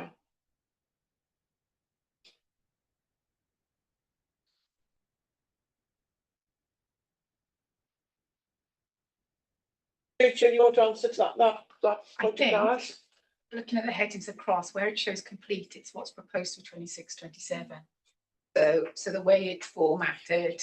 Yeah, that's the 26, 27. Sorry, so we would expect it to be complete by 26-27. Am I the right? Actually, it should be 25. Oh, no, I'm on the right place. So the year is shown in the page above it. So that gives you the year. Right. So it's kind of expected to be complete by 26, 26. So it's a bit of a formatting thing, I think, yeah. But maybe it should be expected to be complete. Yeah. But they'll have a way to be, yeah. Yeah. It's just taken from the IMTP formatting, but in this context, to be. So we need to alter that. Yeah. So who will undertake to do that? Yeah. Passing over. Yeah. Thank you. Thanks, Gareth. Beth yw eagle-eyed yn Cymraeg? Gair adfanylder. Yeah, craft. Craft. Okay, so so in relation to the trust assurance framework, we're asked to discuss the trust assurance framework, noting the developments that are already in place and looking forward to the developments that will take place toward the end of next month. Next month starting after tomorrow, by the way. So, you know, this is not a long time away.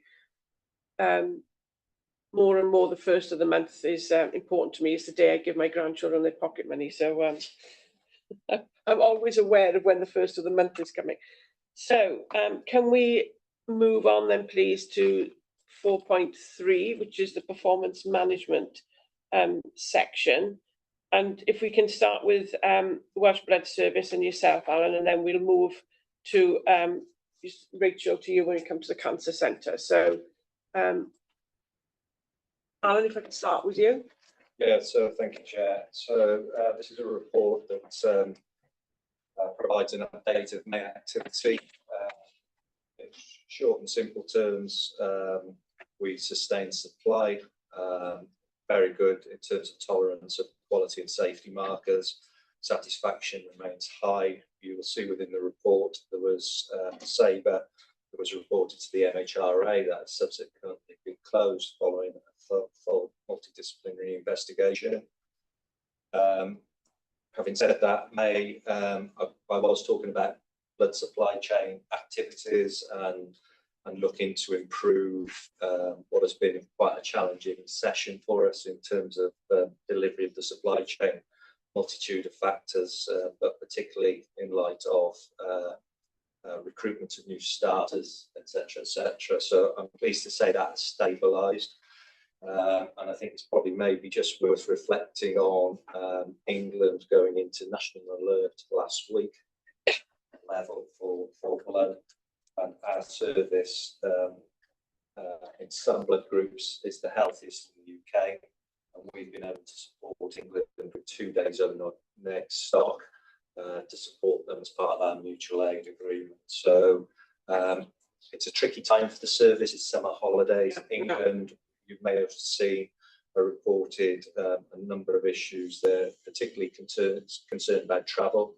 They're particularly concerned about DNAs, and they're particularly concerned about the incident that has occurred in London, which has knocked out their laboratory information system. And will be the data outage thing. Yeah. Cyber security incident across London, and that has having particular issues with cross-matching demands, which means the universal blood type is being matched all the time, which has put some pressure. That situation will not resolve itself until September.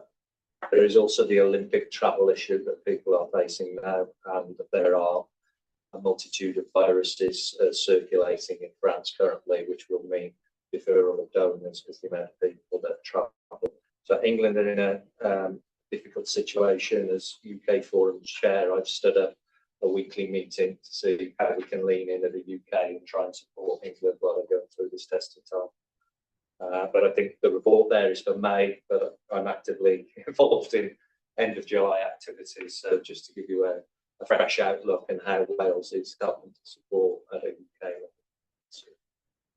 level. This is a bit kind of in the casual end of things. I've had a number of people contact me to say, to say blood supply shortages, etc., etc. And what's been happening is people are picking up on social media what's happening in England, not realising that this is an England issue at the moment and presuming that it's in Wales as well. So I've had quite a few contacts, not professional contacts, but people do know where I work. So I've had quite a lot of contacts.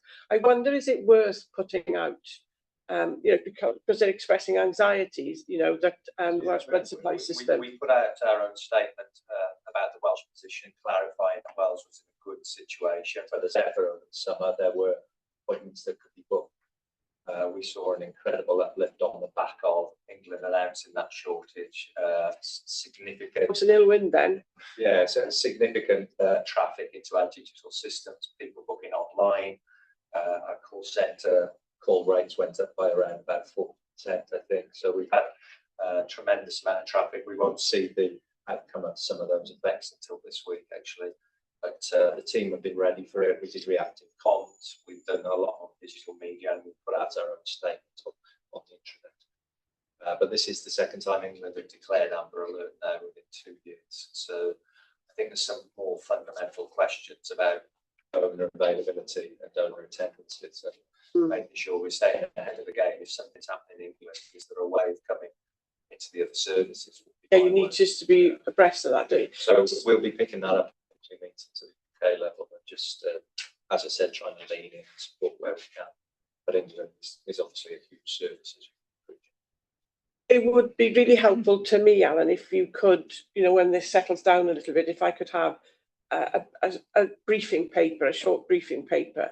As you know, the Health Minister has been concerned about mutual aid and perceived it a bit as Wales relying on mutual aid. And this would be a really good example to assure the Minister about the importance of mutual aid for the whole of the UK.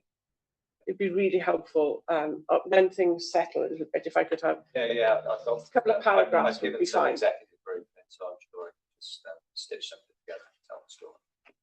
Of course, though, there may be a different health minister, but I would still want to give the new health minister that assurance. So that would be really helpful, Alan. Thank you. If you could give me that. Well, I'm assuming there will be. Hold on to that. Yeah. She's a hard worker, our minister, but to do health and first minister, I think would be beyond most of us, wouldn't it? So any questions for Alan, please?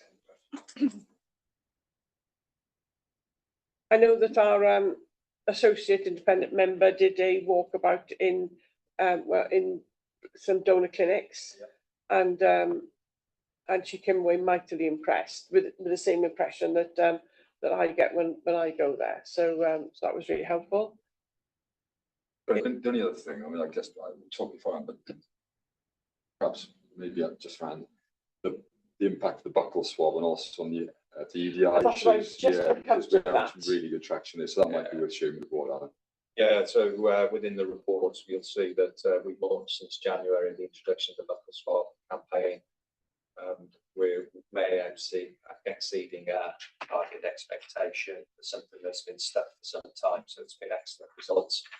We're targeting seldom reach, hard to reach communities, and our ethnic diversity is hitting on average over 20% of those who are swabbing are from different ethnic backgrounds, which is excellent results given that the population stats at the moment are 5.6, 5.8% of Wales growing. So that's something we've really knuckled down to, and we were able to give a board update session last week. We were, so are most of the buccal swabs coming from people who attend donor clinics or panels, you call them, or are they coming from? This is in the this is going out to the university, so we're still collecting through blood collection clinics for the first time, or young enough donors, so we can still do it through blood collection and join the registry that way. But we have a second pathway now because we're visiting educational establishments, setting up stalls, setting up stands, doing a very informed conversation and importance of joining the registry. And as I was trying to describe in board development, you know, that uniqueness about the Welsh registry really, and come and join us. Are you going to the Eisteddfod? Yes, we're in the Eisteddfod, and I think we're in just come out of the Royal Welsh. Right. So what we don't know yet is the level of attrition for those who've joined via a buccal swab. We know, you know, people if people who join through a donor clinic are already committed, so we know that. But it'll take time for that to work through, the data for that to work through, Alan. But I know you will collect data on that, but it will be interesting for us to know what the attrition rate might be for donors collected through buccal swabs as compared to donors collected through donor clinics. Lindsay, please. Just wasn't the point I was going to make, but just to follow on from that, it would be good to know the attrition rate in characteristics. I think so. Because of the way we collect the data, I think we can stratify it by different ethnic groups because we do collect that data. I might be able to help me think about how to target support particular communities to keep their engagement a bit more.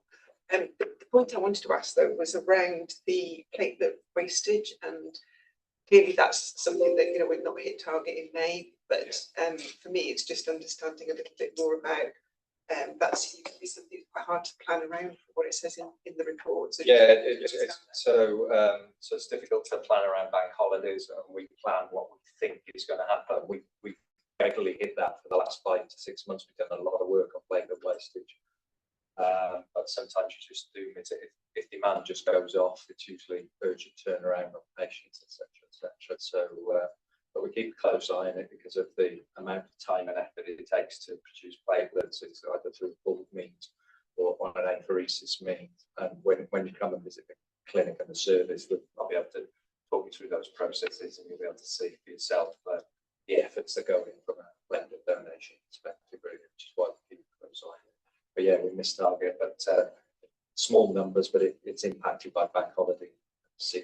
You can see some issues and what's happening on the ground. I look forward to the visit. Thank you, Alan. Vicky, please.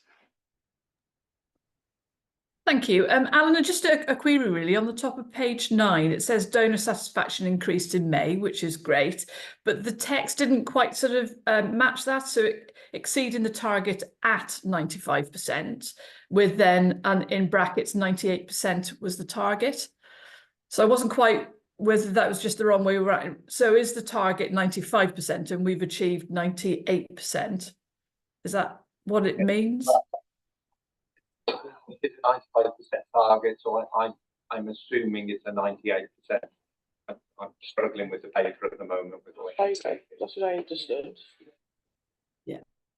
Just paper way it's So achieving 98% against 95. Yeah, that's how I read it. Yeah. Okay, and I can see Edwin nodding, so thank you. Yeah. I have to say, well, I'm going to say, I don't have to say it, but I'm going to say it.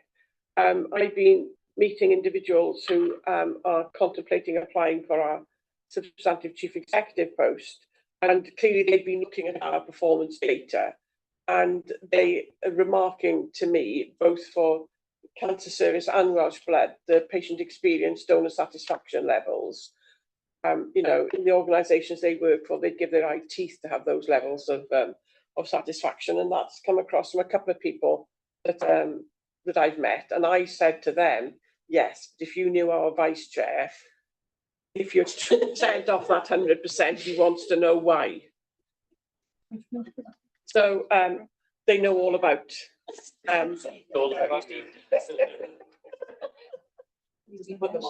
But they are very good. They are very good patient experience and donor satisfaction ratings. You know, 5% of people not rating it as highly satisfactory should give us some cause to find out why. I'll explain all this tomorrow. But in a nutshell, my focus is on not the 95% who are happy, the 5% who weren't. Just get another part of the site. And you're quite right to do so. So if there aren't any further questions for or you want Stephen?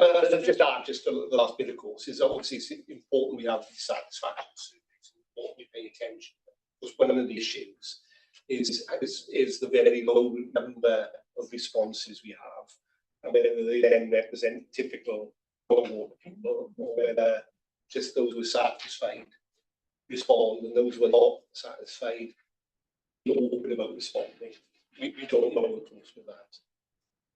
In life, right, I'm more likely to respond if I'm unhappy than if I'm happy. Yeah, absolutely. And that may be true of our cohort patients. But I have spoken with patients who haven't been entirely happy, but have didn't want to make a fuss. Yeah. So I have no numbers to back up either way on this, but it's two possible explanations. And both are true to a certain extent. So it's hard. So it's just want to sort of respond to that. So we have really good response rates for the blood service. Yeah, what you would expect a response rate, and sometimes even higher. Is the cancer service, and I think sometimes you pay repeated visits. Yeah. But what we do know is when staff do put certain effort in and really do, ask patients, we do see the response rate actually rising. So there has been work undertaken within the services in the cancer centre to improve the response rate and to really get ownership and accountability within the departments. And certainly it's one of the things that the volunteers that we are really introducing is going to be supporting areas with as well. Yeah, so I think they've introduced tablets being handed out. Absolutely. I think a much more comprehensive soon. I've seen that taking place. Thank you. Thanks, Nicola. Thanks, Stephen. So if we can turn to the cancer centre, please, Rachel. So the information that you've got here for radiotherapy. I'll start with radiotherapies for the period of May. As you can see, we continued to meet emergency radiotherapy treatments. We saw a decline in terms of our scheduled and urgent control. Part of this was in relation to end of life notice being issued on LA1. We have since worked with the team, done an impact assessment and looked at utilisation of LA1 as a resilience machine. And there is an SPAR that has gone through request an extension for end of life from for another 12 months to May 2025 with collector. We expect activity to come back on board in July. So as you go through to June, we have maintained the current position with the end of life notice, but we do expect that to improve in July, from the 1st of July. We expect it to what? Improve. Improve, right, thank you. Pardon? As in, like, yeah, retrospective, yes, we've got it. Yes, yeah, sorry, so that'll be the August paper coming into here. But July in terms of actually the performance month. I guess just for assurance that we also in July will have LA3 coming back, LA3, which will be the new variant machine. So that will give us additional capacity as well. Just for assurance that all referrals go through our escalation and prioritisation, and where appropriate clinical harm review is taken. And we are continuing to review our pathways in terms of the pathway development as part of the, if you recall, we moved into the new COSC targets, or radiotherapy referral to treatment time targets. So we are continuing with our performance in radiotherapy. In fact, what is recognised in this paper is that May at the time was still outstanding. Some of that is due to the challenges that we have within the service, and capacity is being utilised to manage the service on day-to-day. However, I am able to confirm that our emergency performance for May continue to be at 100%, and all our clinical trials were booked within the required timelines. So we have seen our scheduled performance slightly improve from, I think, 74 in April up to 76%. As you'll see within the paper, the request to include the waiting times for those patients that were seen in the breaches is also included. The longest waiting time for SACT was 52 days. And we are continuing to monitor any patients that are over and above 28 days. We are monitoring on a day-to-day basis and expediting wherever there is capacity to do so. Again, are they being risk assessed? They are being risk assessed, yes, and prioritised. So we've got a team, multidisciplinary team that is part of that conversation. We have been working with the executive team, as noted there, through a gold command. And Nick may want to say a bit more about that when I've finished. One of the key issues causing us some of the challenges, pharmacy capacity, which we have raised awareness of a number of times. We did earlier on in the year make some investment into pharmacy, but also into our MAP, which is seen as potentially some of our solution to help in the current position. And we have two papers that have been developed that look at potentially further expanding the capacity within pharmacy and the capacity in BACT, and they will be discussed with the executive team in August and come through the appropriate governance structures. So there is significant work happening.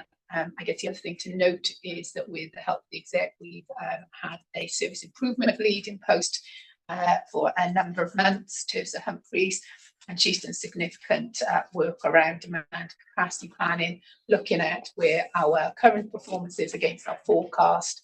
I think it's worth noting that the challenges that we're seeing in relation to our demand are very much on the internally generated results of new treatments, additional lines of treatments, patients living longer. So we're seeing that internal generated work for positive reasons, but it is creating a challenge. Yeah.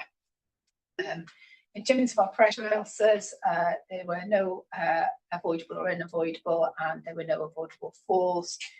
Just touching on the delayed pathways of care, there were 2 patients, and the reason behind that was the challenge in terms of repatriating to their local hospital. For noting, we are part of the national group that is looking at management of delayed transfers of care, and we're working with them. That group meets, I think it's meets weekly actually. Patient experience, again, we're doing well on the patient experience. The challenges that we have is often using Civica, it's anonymous data, and there is limited information behind that comes through. Key things coming out of that are linked to outpatient clinics and the waiting times within outpatient clinics. And again, linked to the SACT review, very much this is linking often to pre-SACT assessment clinics. And there is work being done looking at how we can actually restructure our ways of working and our clinical model to potentially help address some of this. What we tend to find is that often there are multiple patients booked in because of the demand for the service and the need to see those patients rather than at this point making patients delayed in clinic, but it means they're being seen rather than not having an appointment. Nicola touched on the volunteers, so we have had the volunteers back on site, and it's nice to see them. We've also got them at our front doors as well. So they came back in May, and we're hoping that will help guide patients to giving us the feedback to help us look at how we can improve things. And we are, doesn't solve the problem, but in terms of being open and transparent, we are using our screens at this point in time to communicate the lengths of the waits in the area. So it doesn't solve the problem, but at least people are aware rather than having that lack of information. I don't know if there are any questions. Thank you, Rachel. So I don't know who was first. I've got lots of hands up. Nick, I'll take you first, and then I've got Stephen, Lindsay, Andrew, and Vicky. Nick, please. I just wanted to add briefly to Rachel summary as chair of Gold Command. So we now meeting fortnightly rather than weekly, and the executive team will be receiving a comprehensive paper on Monday outlining the work that's been done so far in relation to some investment that's needed around nurse staffing, pharmacy staffing, but also some proposals to work differently. We had a multi-professional meeting on Wednesday last week and looked at not a SACT in particular, but we did share the example of the work that we do in SACT, but really trying to set the scene for having to work very differently going forward so that we can respond to the increase in demand. That was very positively received with a number of suggestions how we could do things differently, some of which would impact positively on SACT as well. So just for the board to be aware that we're talking about the need for whole scale transformation here, that we have seen a greater than predicted increase again over the last 3 weeks. So the business intelligence team is tracking that to try and understand that. Doesn't look as if there's any particular to the site, but what we do know is if we look at the region, they are being charged with really getting patients into the system much faster. Straight to test, and clearly those things will impact on us in respect of earlier demand than we would have otherwise predicted. So we need to look at that and try and align our model into what's happening in health boards as well, because otherwise we at the moment predicting that by the end of Q3 we should have if we're able to recruit the staff we require, we should have that capacity and demand at fairly even keel. But if we start to see demand in excess of that again, then so we need to make sure we're on the front foot as far as possible going forward. But there is tremendous work happening across all disciplines and supported by the SLT and TERS's leadership. So yeah, there has been pressure, in terms of the 60-day targets and so on. We've got to get the diagnosis, and so the minister was asking all health board chairs from getting diagnosis. So that's the effect that you're seeing, Nicola, which is a problem for us, but it's good that people are getting the diagnosis earlier because they've had their diagnostic test done. One final point of note is, oversight of PALMs being maintained. So we are doing the risk stratification of any patients, make sure we're mass consultant led, and we have done a harm review in respect of number of patients and no harms as a result of delays have been identified. So that answers one of my questions, because I was looking at, there's not many, but there are 4 people who waited up to 50 days. And are they communicated with so that they know that it's radio silence that worries people. If they've been told, right, you're going to go to Velindre now and you've seen your consultant, you're going to have your therapy, and they wait 50 days, are they communicated with during that time? They will be communicated with. However, the ambition is always to get people in, and the majority of patients are seen within that 28 days. They are, yes, you're absolutely right. So there is active communication, but it won't be initial communicated or it will be seen in 50 days. No, but when there is a delay, they're not left wondering what thing they communicated with. I am assured that is happening. Thank you. I'd like that noted, please, because that's a very important patient experience point that so can that be noted in the minutes, please, Leanne? Andrew. Oh, Lindsay, Stephen, Andy, Vicky, Hilary. Lindsay first, please. Okay, thank you. Just it touches on both what you said, Rachel, and what's in your report, and the point you were saying there, Nick, about the conversations aren't just about how to kind of have a quick fix, but about transformation. And I was really encouraged to see some of the benchmarking work that referenced in the report. And I just wondered what the kind of time frame is around that. So knowing the discussions are happening is great, and that's one thing. But what's that sense of how long this is going to take? Because there might be things that have to be done more immediately to try and cope with the extra demand, but with a view to the longer term transformation. So I just wanted to understand that a little bit better. The immediate quick fixes brought in some coordinators to map patients through robustly. We've done some quick wins. And we've done some changes with the mobile unit. We are now planning for the changes we think would hit in Q3, staff recruitment pending, and so that is sort of increasing capacity both for nurse and pharmacy delivery. So they are being worked on currently. We are now looking at different pre-assessment prior to the assessment process that happens prior to that, changing that to release time elsewhere. So I mean this programme will go on for a year in its entirety, and I think we'll be continually transforming what we're doing. There's specific work that TERS is now working with each of the site teams to look at, okay, what specifically is happening there, what is the demand versus the delivery. So all of that is being worked through, but we are doing it in a sort of risk stratification approach and really trying to coordinate this where we think the greatest impact will be the demands. But the pathway changes. There's a pilot happening in one of the tumour sites in gynecology to change how they work to allow us to fit, because very often gynecology patients will have the longer regimes.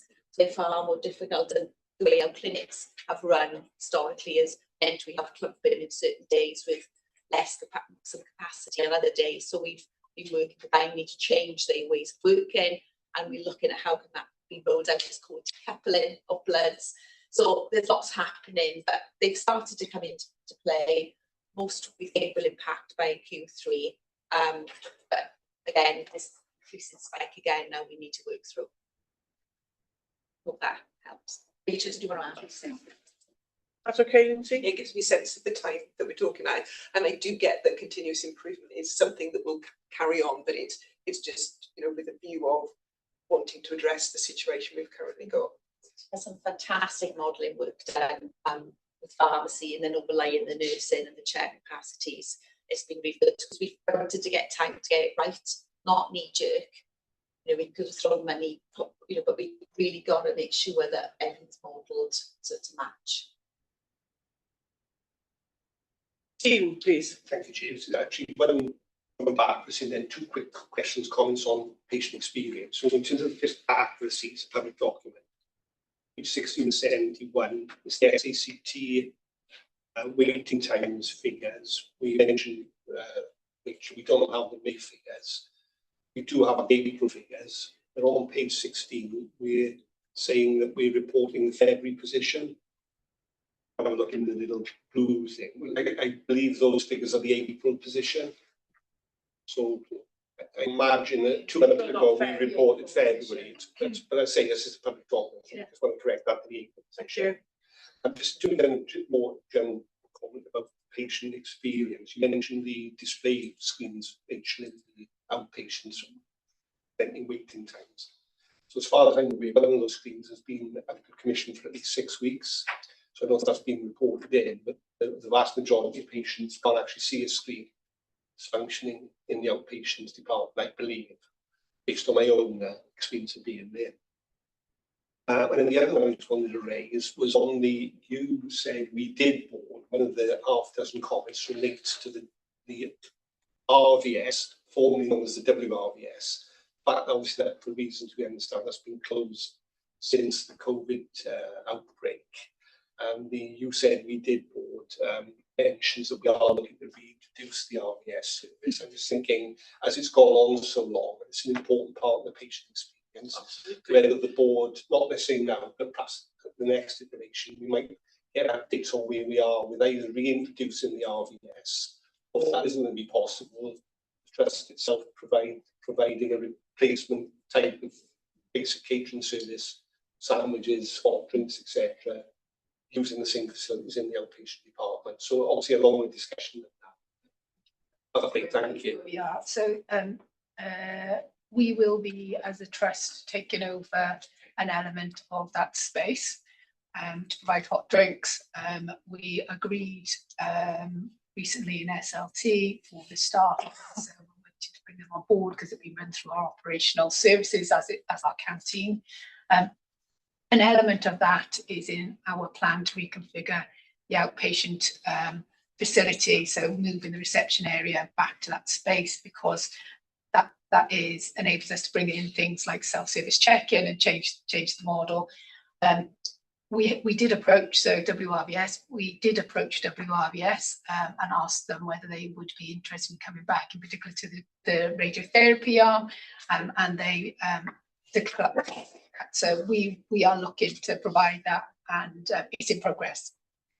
So if we could perhaps get updates sometime at the board, that would be. We'll put on to an action plan that we'll at least get the updates. I can drop an email around the timelines if that would be helpful. Yeah, it really would. It really would. There's that would be really welcome in that space. So I know there's some anxiety, you know, if you're desperate for a drink and you go to the canteen where you will be welcome to have a drink, but then you might be called and you're just worried about being away. The smell of coffee in an environment is very welcoming, and it makes it feel warm, doesn't it? If You're absolutely right, John. I've overheard conversations with one of the family members says, "Do you want a coffee?" And the patient says, "No, let's not go in case we called." In case we called, yeah. And if the waits are long, and we've heard reasons why there are some waits, and it's a kind of better outcome than waiting in outpatients and not having an appointment, and I agree with that absolutely. But just to make it in that space, that you can have a drink, read a paper, that sort of thing. So yes, please, Rachel. We'll do that. Thank you, Stephen, very much. Andy. So yeah, can I acknowledge there's a lot of work gone on in trying to meet these very challenging times, both in radiotherapy and site delivery. I'm at the bottom of page 5 of 71, and it was really good to hear that there'd been a review of referrals that did not achieve treatment within mandatory targets, and there were reasons given, and I'm curious about the need for patients to be rescanned and replan, because that must be very frustrating, not least for the patient, and why that would be. Is that related to age of the instrument? Is it Is it lack of staffing? Is it something to do with patients? I wonder that rescanning and replanning when, you know, it seems to me if you can get to this. Normally, because the patient's condition has changed. Yeah, it's a patient, So it's originally related it was tumour rather, yeah. And it's no longer the same situation as. Okay, well, that's in a way helpful to know rather than someone make a mistake or machine failure or something like that. Yeah, but it's great to hear the work that's the continuing work and the continuing focus on these challenging targets. And it's good to note as well that you're doing the reviews of the cases where we didn't achieve targets. Picking up what Nicola was talking about earlier about our session with the clinical teams last week, there were quite a few good ideas that came out there how we can improve the radiotherapy pathway even further, releasing that capacity for those who don't need to be there, so people are seen by the right person at the right time. So there was really positive outcomes from that that we're going to look to take forward with the teams. Yeah, thanks. That's a very good point, Andrew, though, that you've raised, in that this is a public document and people might read that and come away with an impression which isn't an accurate one. So that's a very important point that you've raised to reassure our public that the reason for rescanning and replanning is because the situation with the tumour will have altered and needs to be replanned. So thank you for that. Vicky, next, please. Thank you. Just a couple of queries. I guess the first one from a governance point of view, because as a trust board, we're receiving this paper at the end of July, and it makes a comment in the narrative in relation to SAC that they're not able to confirm the end of May position. Now, I understand the governance cycle, but even so, this paper should have been updated so that we were clear about the end of May position, which links in with what Stephen was saying in terms of time references. And the second point is just the LINAC and the end of life notice. Now, there's been a lot of work across the trust about the LINAC replacements and the age profile of the LINACs, but it still sounds as if we were surprised by the end of life notice, and therefore some of the more real than proactive. And I just wondered, Rachel, whether you could comment on that and the governance cycle in terms of timescales for the SACT. So the end of life notice, we've been in conversations with Electa, and my understanding is originally Electa was not willing to give us an extension on the end of life notice. So it was through I believe lots of conversations that enabled or that meant Electa then was happy to issue an end of life notice, or we're still waiting for it signed off. Previously, so it was something we were aware of. We had been in conversation with them, but initially they weren't, willing to negotiate any extension on the end of life. The new contracts are through Varian, and Electa was a competitor. So that may have had some influence. I'm sure it did. Actually, yeah, I mean that's why it was involved last time around. So we had to write a letter, polite letter, right to the chief exec in Europe to try and sort a couple of things out. They just lost the competition, but they were forthcoming, helped us last year. And the other part of this is a commercial negotiation, because ultimately we need them for resilience. They got an end of life machine, so they're trying to wring out as much money as they can from us in the contract as well. So it was trying to find the sweet spot, but it has been frustrating because we did, as an exec team, admit to the principle of that about 4 months ago, because let's go back to what we're trying to do, is provide safe, resilient radiotherapy services across South East Wales. So we as an exec team felt we should underwrite that risk for about 100k, daft if we didn't. What's happened then is just got lost at their end. Electa, they've just taken a long time to give us a cost. So we've been a bit frustrated with Rachel, haven't we? Yeah. We're ready to go. They just haven't given us a cost. But and that's where we've impact assessed, and we've agreed to use the machine as resilience because of the need to manage the service. Accepting So that it's more likely use the machine, to use the machine. To use the machine. Yeah. So there's a resilience through an impact assessment, accepting that it may break down more frequently. And then, of course, because they're end of life, you go into these are the replacement parts available if it does break down. So that's the explanation. So the issue of the whether this end of May or July figures, Vicky, can you just remind me of what your issue there was? Yeah, so I think just for clarity, obviously it's very clear that the performance management report is based on May, but actually the narrative, given that we're at the end of July, is saying they were not able to confirm the end of May position, but we're at the end of July. So this paper coming to the Trust Board at the end of July should have picked up a narrative that was more up to date on the May position. Right, I understand where you are now. Okay. I need to confirm, but I don't believe we had the dates available when the papers were submitted. Because Sorry, we got such a tight, I don't think we had the figures for May available for SACT when the papers needed to be published for Trust Board, because we're working behind on the SACT data quality because our teams are supporting the management of the patients within the current situation, for all the reasons we've talked about earlier. So we've just had the May, we're still working on June, so we don't have June's position either going into the July EMB reports. So Donna, can I just come back in again? Because I don't, because the papers for the board are published a week prior to the board. So are we saying that we didn't have the end of May position a week before? I need to confirm the board that we've got. Is that what we're saying?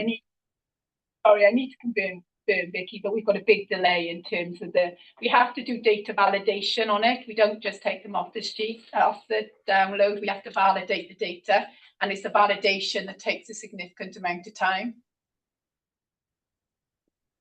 I understand that, obviously, from working in a number of organisations.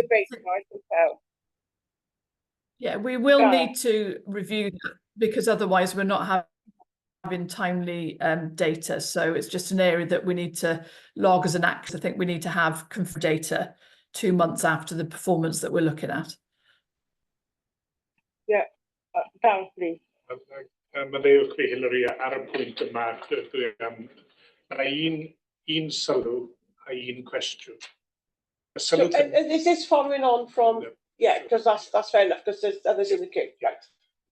Y sylw yw bod ein perfformiad ni yn radiotherapi a SACT wedi gwerthygu dros y cyfnod diwethaf yma. Ac fyse aelod o'r cyhoedd sy'n edrych ar yr adroddiad yma yn bryderus bod y gwasanaethau wedi gwerthygu.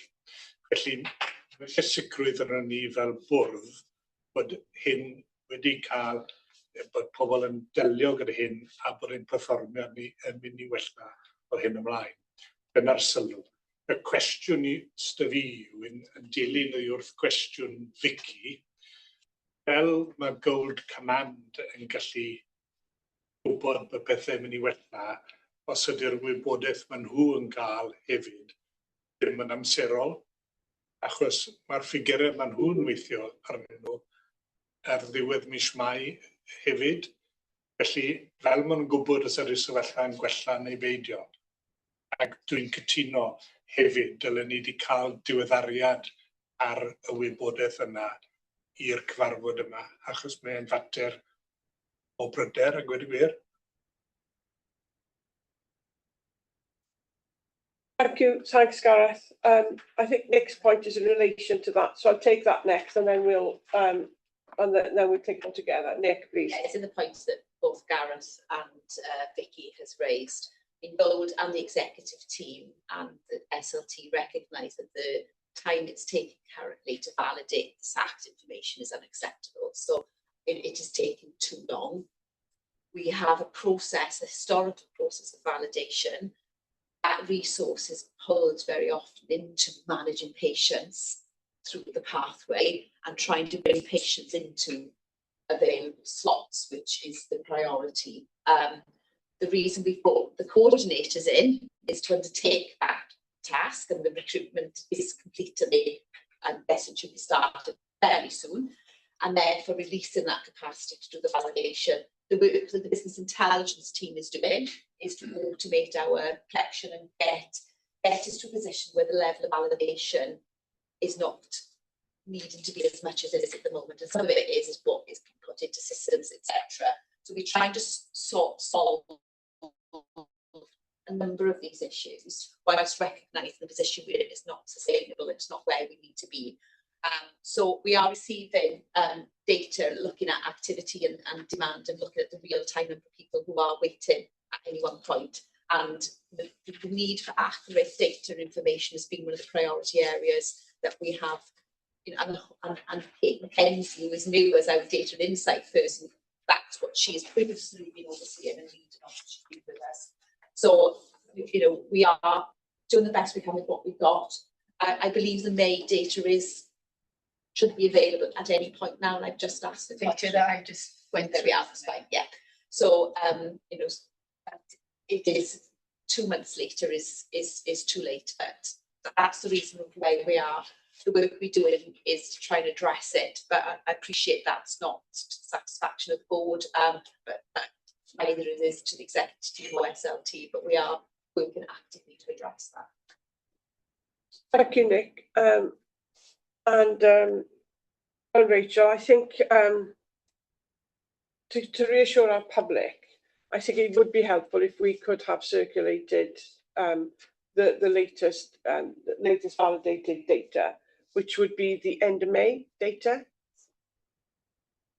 And the prediction is until we get into Q3 and towards the end of Q3, quarter 3, we are going to be hovering around the 70+% mark as an average for the tracking of what we know, unless we continue to see this increase over and above what we had worked through as happening a few weeks ago. So, so that's the anticipated performance trajectory based on what we know today. So, right, accept the very real challenges and difficulties that you're facing, and you've expressed them very clearly, and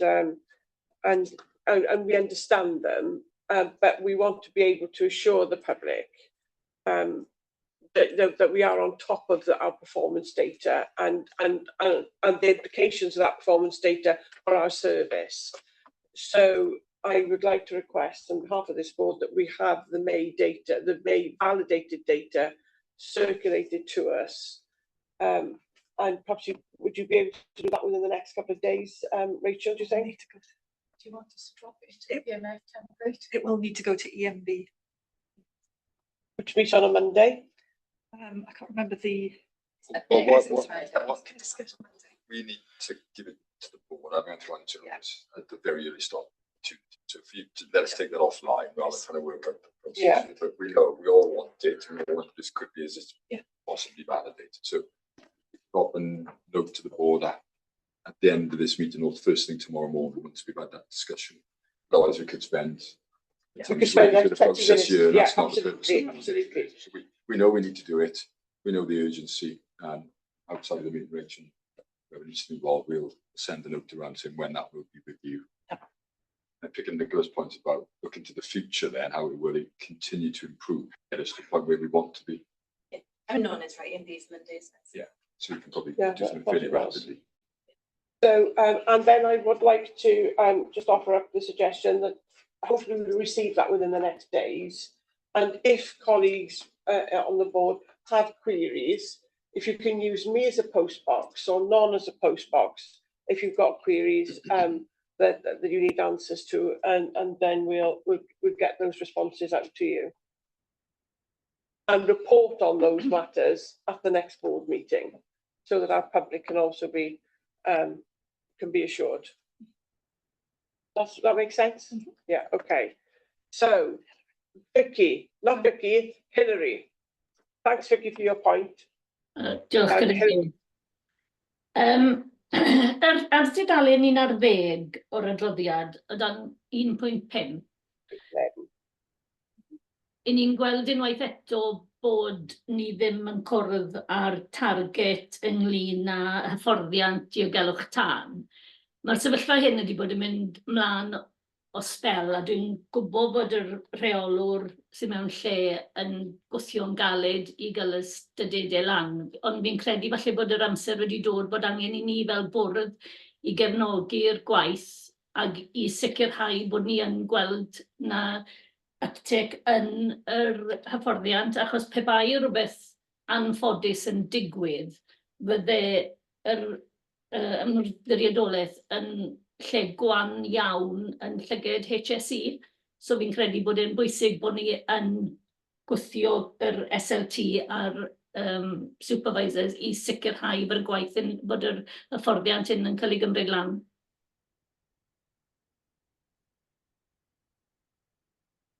Laura, please. Thank you, Hilary, and appreciate this matter comes up when we review the PMF, and also it has done when we've reviewed other matters around fire. So, for instance, when the policy came through, etc.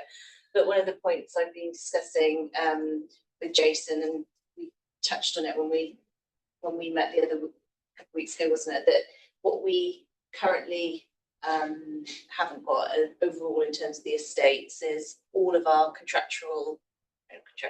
all of our legal and statutory requirements across all areas of estate reported in one place. The PMF takes a snapshot of some of those. So that's the assurance reporting, which will bring through the suggestion. I appreciate we have this conversation live, Vicky and Nicola, but we bring that through to November QSP. We can talk a bit about what that looks like. So in the meantime, I'll pick up with Robin and Steph and Jason in terms of how we report more specifically on the training aspect, because we keep trying to do a number of actions, and as you say, this metric hasn't got above the target level for some time now, so we need to review that. So let me come back to you with the proposed timing for how we bring that back through governance, whether that's September or November at the latest. I think given the concern that Vicky's expressed about, you know, if there was an incident, we could be vulnerable. I think September would be, we need it in September, I would suggest, Carl. Yeah, just to finish the Lauren, this is my old portfolio as about, 10 days ago, so I need to, I think the important point you make, Hilary, we know exactly where the performance lies across the organisation. So we know in terms of the different levels of fire safety training, where we're doing really well and where there's room for further improvements. We have that data, we share that data. I'm as satisfied as I can. We can always do better, that the training that's been put on has been put on broadly in the right way and is available. So I think what it boils down to is our ability to release people and encourage people to take the training up. So there are huge areas of really strong performance, well over 85%, and there are pockets across the organisation where, for various reasons, we're just not able to move the dial north. So notwithstanding what Lauren's proposing, we do have data on fire safety, and we do know those wicked areas, issues where we're stuck. So let's do what Lauren says, get the data presented, but also we then need to really focus in on what's constraining people again. And I think, broadly speaking, your view today is about service pressures. That's what we're trying to battle with, and Alan and Rachel may want to say a word. I mean, but that's the challenge, is trying to release people to take up, which is absolutely statutory and mandatory training for everybody's benefit. Nonetheless, it's that tension between the training and the service pressure, and not making that as an excuse, because we've got to do both. But that's, we believe, to be the main sticking point at the moment. Yeah, Lleid yn ôl mewn cadeirydd. Ie, fi'n deall y pwynt Carl yn gwmws, ond beth sydd angen yw pob cyfarwyddwr i gymryd cyfrifoldeb am hwn i sicrhau bod nhw yn rhyddhau y staff i wneud yr hyfforddiant. Fi'n gwybod mae'r broblem wedi bod yna ers amser, a fi'n gwybod bod chi'n gwthio i drial wneud, ond jyst yn meddwl falle bod e'n bryd i'r bwrdd i roi i cefnogaeth nhw i'r gwaith sy'n cael ei wneud a dangos pa mor bwysig yw e. Diolch.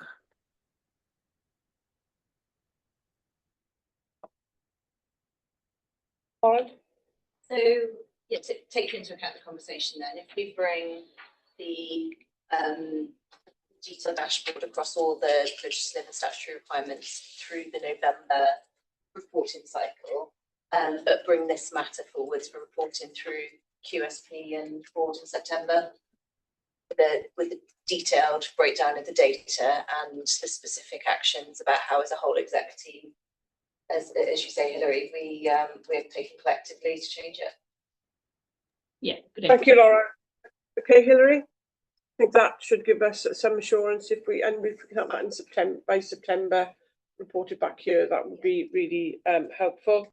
I'm going to ask Sarah to do the workforce section. I can't see any other hands up now. And then Chris, do you mind if we have a short comfort break before we do the finance report? Are your timing okay? Okay, so could we do workforce performance now then, please, Sarah, and then we'll have a comfort break. Yeah, absolutely. Just a few headlines. So in terms of sickness absence, the most up-to-date position we've got is the rolling absence for the year to the 24th of July. So that's very recent, is 5.19%. So we have actually dropped by about 1 percentage point over the 12 months, which is really good news. And as we know, as we've reported previously, what we're seeing is a decrease, considerable decrease in long-term sickness absence. But we have been seeing a slight increase in short-term absence. So the team are very, very keen to work and are working with managers to make sure that the right processes and support is in place. And of course, along with a raft of the wellbeing measures, we have our health and wellbeing coordinator in post, and Joy is making a significant impact. Natalie, we'll talk about Joy in a second. So Natalie's making a significant impact, and I've had a number of people give me really positive feedback on the way that she's been very proactive, going out and working with teams and so on to make sure that we are identifying any hotspots where we need additional support around wellbeing, B, then working more holistically in terms of supporting menopause champions, for example, supporting mental health wellbeing, and making sure that we're supporting those interventions. We have got Joy is going to be our new staff and team psychologist, who's joining us in October properly, but she did attend some meetings with us last week. So her name is Joy Bringer, which is great. I'm trying that. Her name. So as a staff and team psychologist, it's going to take a really refreshing approach for us, I think, to knit those things together. We've already seen the benefit of that role previously when Annette was with us, so we're going to be able to grow that benefit now as we move forward. So just in terms of some of the other areas of performance, then the PADRs, we can see we're around where we normally are. So a very appropriate challenge previously around, well, how are we going to try and move that forward, because we seem to have been stuck in terms of our performance with PADRs. So a couple of things, specific things happening here, as well as an ongoing, obviously, reporting through SLTs. And I know areas of focus in terms of the 2 service divisions. We are undertaking a review of the workforce development policies that will be coming through governance in the next cycle, and also recognising that we need a review really of that PADR process, paperwork, and the whole aims of it, making sure that we embed our values of the previous framework very firmly in the middle of that.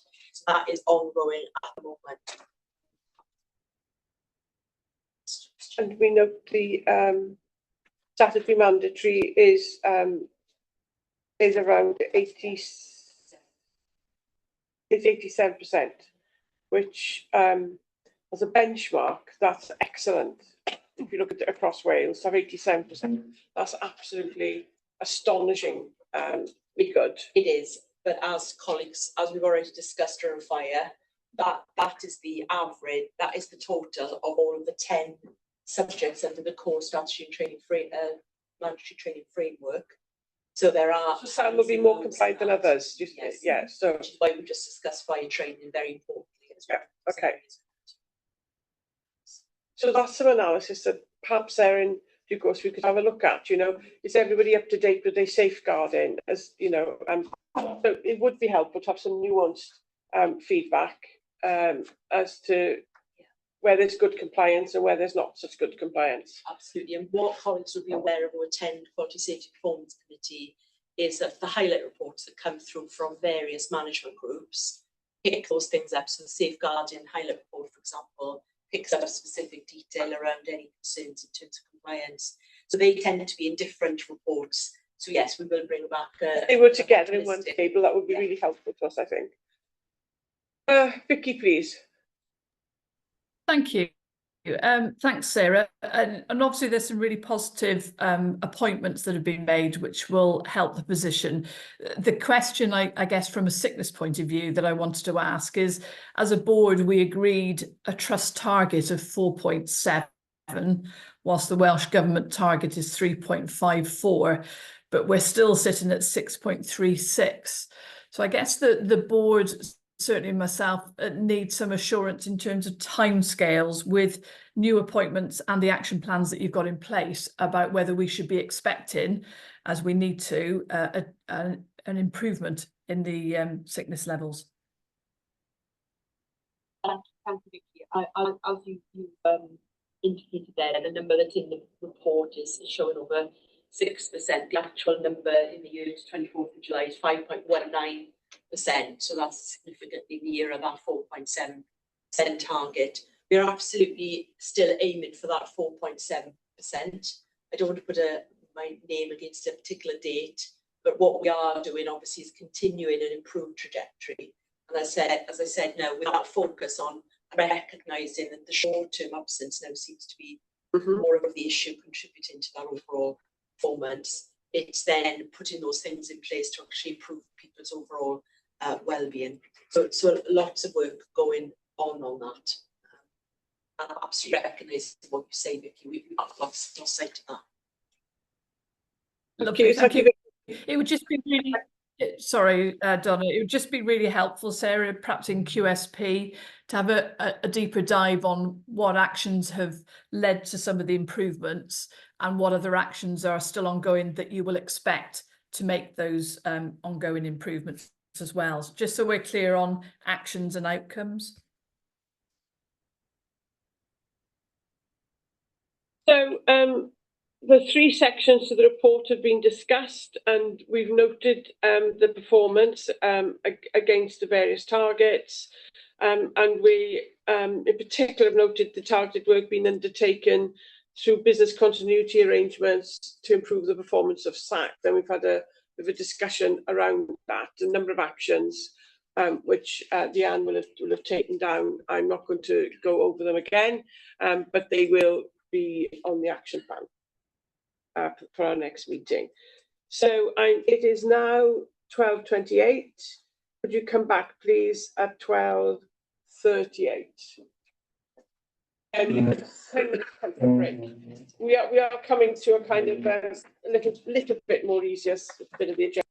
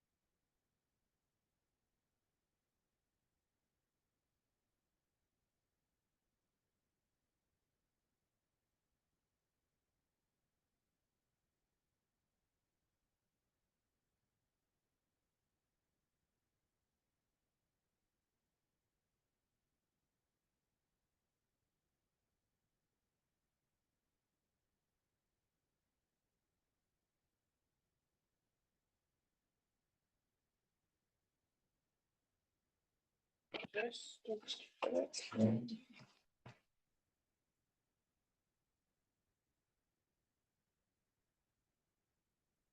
a croeso nôl pawb. Welcome back, everybody.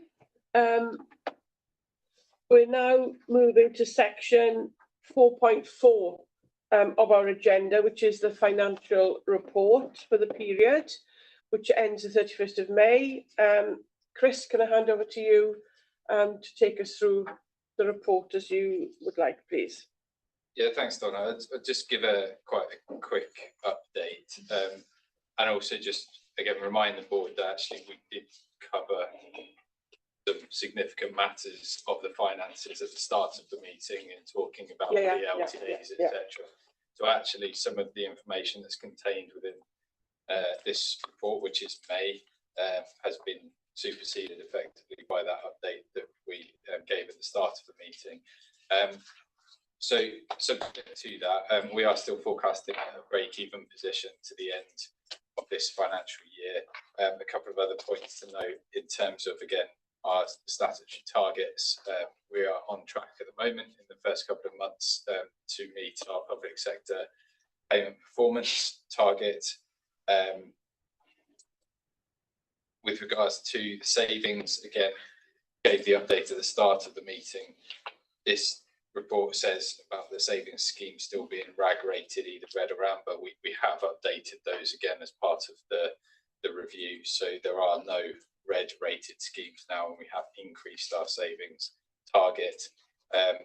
The capital position, however, still remains a slight risk, and that's in relation to, again, having the funding agreement for the NBCC project and the enabling works costs as well. But we know that we're awaiting Welsh Government confirmation of that, which should come in September. So aside from that, I think those are the key matters. Again, we had a fairly substantial update, which I don't intend to repeat at the start of the meeting in terms of our LTA position and where we are at with that. So happy to take any further questions the report's been noting. Thank you. It's a nice succinct report. I heard forecast break even year end, so everything else after that I relax a little bit about. So, and I'm pleased that our public sector payment is on target. Noting the capital, that risk was capital. Has anybody got any issues to raise with Chris, please? LTA, we're parking, we've dealt with that, and we're going to address that in the meeting. Stephen, please. Yes, thank you. And you've obviously given an update. I think you're right. I'm right in saying, because you've said the savings can move from red out to red into, I guess, like brown or green. It was just in terms of the procurement supply chains, two of them in the BCS, WBS, and perhaps the question's a non-question now because it's moved out the red. But I presume that's work that would be undertaken by shared services. Is it colleagues in shared services? And if so, whether or are other health boards expecting to get similar savings from team activities? I suppose it's my question. In other words, these might be contracts that benefit us. I wasn't sure whether though other health boards are also relying on shared services to deliver some of the savings. I guess that's the gist of my question. Yeah, so in the short answer to that, yes, health boards will be reliant on shared services to help deliver their savings plans. We have established, again, over the past year and a half, again, better working relationships, because we did have a few changes in personnel in the procurement team, and I think historically we've not performed as well in the procurement savings as we could have done. So that is an area that we are looking to address, and again, we have addressed that through the procurement savings for this financial year. And again, working closely with the divisions and with the procurement team, and getting the procurement team more embedded within the operations within both divisions and within the trust-wide services as well. so that they can help us to identify areas within contracts where we can make more cash releasing savings as well, because they do classify savings as cost avoidance or cash releasing. And again, here with our savings, we're looking to try and identify the cash releasing ones. The final point, again, just in terms of the procurement team and personnel, is that they have shared, our procurement lead has a shared role with Cardiff and Vale. So again, that gives us actually an opportunity to look across some of the shared contracts and maybe leverage some of the greater purchasing power of a larger health board as well, and to learn from what they're doing and how they're doing it. And we have regular meetings in with the procurement team to go through that. So hopefully that answers your question. Okay. Content. I can't see any other hands up. I was going to ask you about efficiency savings. There are a number of red and amber rated, as you note, Chris. And you say you expect that these schemes will turn green during Q2. Then you say that there remain challenges in achieving this. So I'm not quite sure whether I'm assured or not assured. Yeah, so I suppose this is a slight issue with the timing of the paper, because this was written as at the end of May.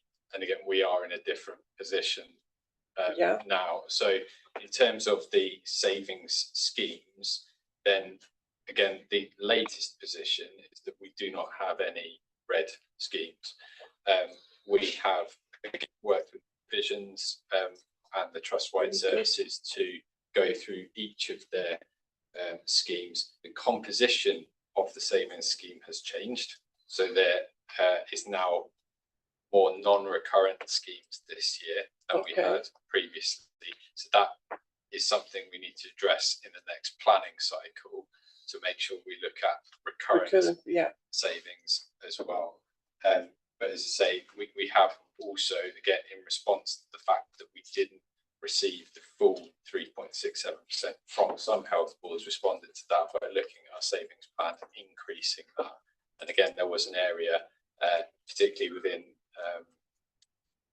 our bank interest position effectively, again, because interest rates have remained high into this year and are probably forecast to remain fairly high over this financial year. We would expect to get, again, more savings on a non-recurrent basis this year through that. Thank you, Chris. Thank you. I can't see any other hands up. Oh, Hillary's just rejoined us. We're just doing the finance papers, Hillary. Yeah, it's fine. Sorry, I've been here. I just didn't realise my camera was off. Okay, fair enough, fair enough. And I can't see on my little screen whether cameras are on or off. Can't tell. But good to hear, Hillary.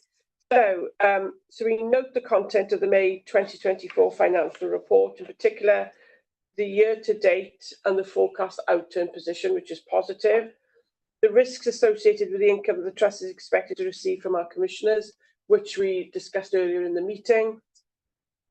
The current position with commissioners on the contract rebase agreement, again, which we discussed earlier, and the latest position of the trust savings schemes, and urgent action required from divisional and executive directors to ensure the schemes RAG rated as amber or red have identified responsible officers tasked with confirming their reduction, but we just heard those red rated savings schemes are now green. Yeah, and that exercise has been completed. And that exercise has been completed. So because there's this kind of 2-month delay from the end of May, and here we are at the end of July. Yeah. So so we've got some assurance that we will make our savings target, albeit that this year that's expected to be non-recurrent, and we acknowledge the risks associated with non-recurrent savings, Chris, which you seem to be already, planning to address in the next financial year. Okay, so that's the finance report. Yeah, we're in good shape.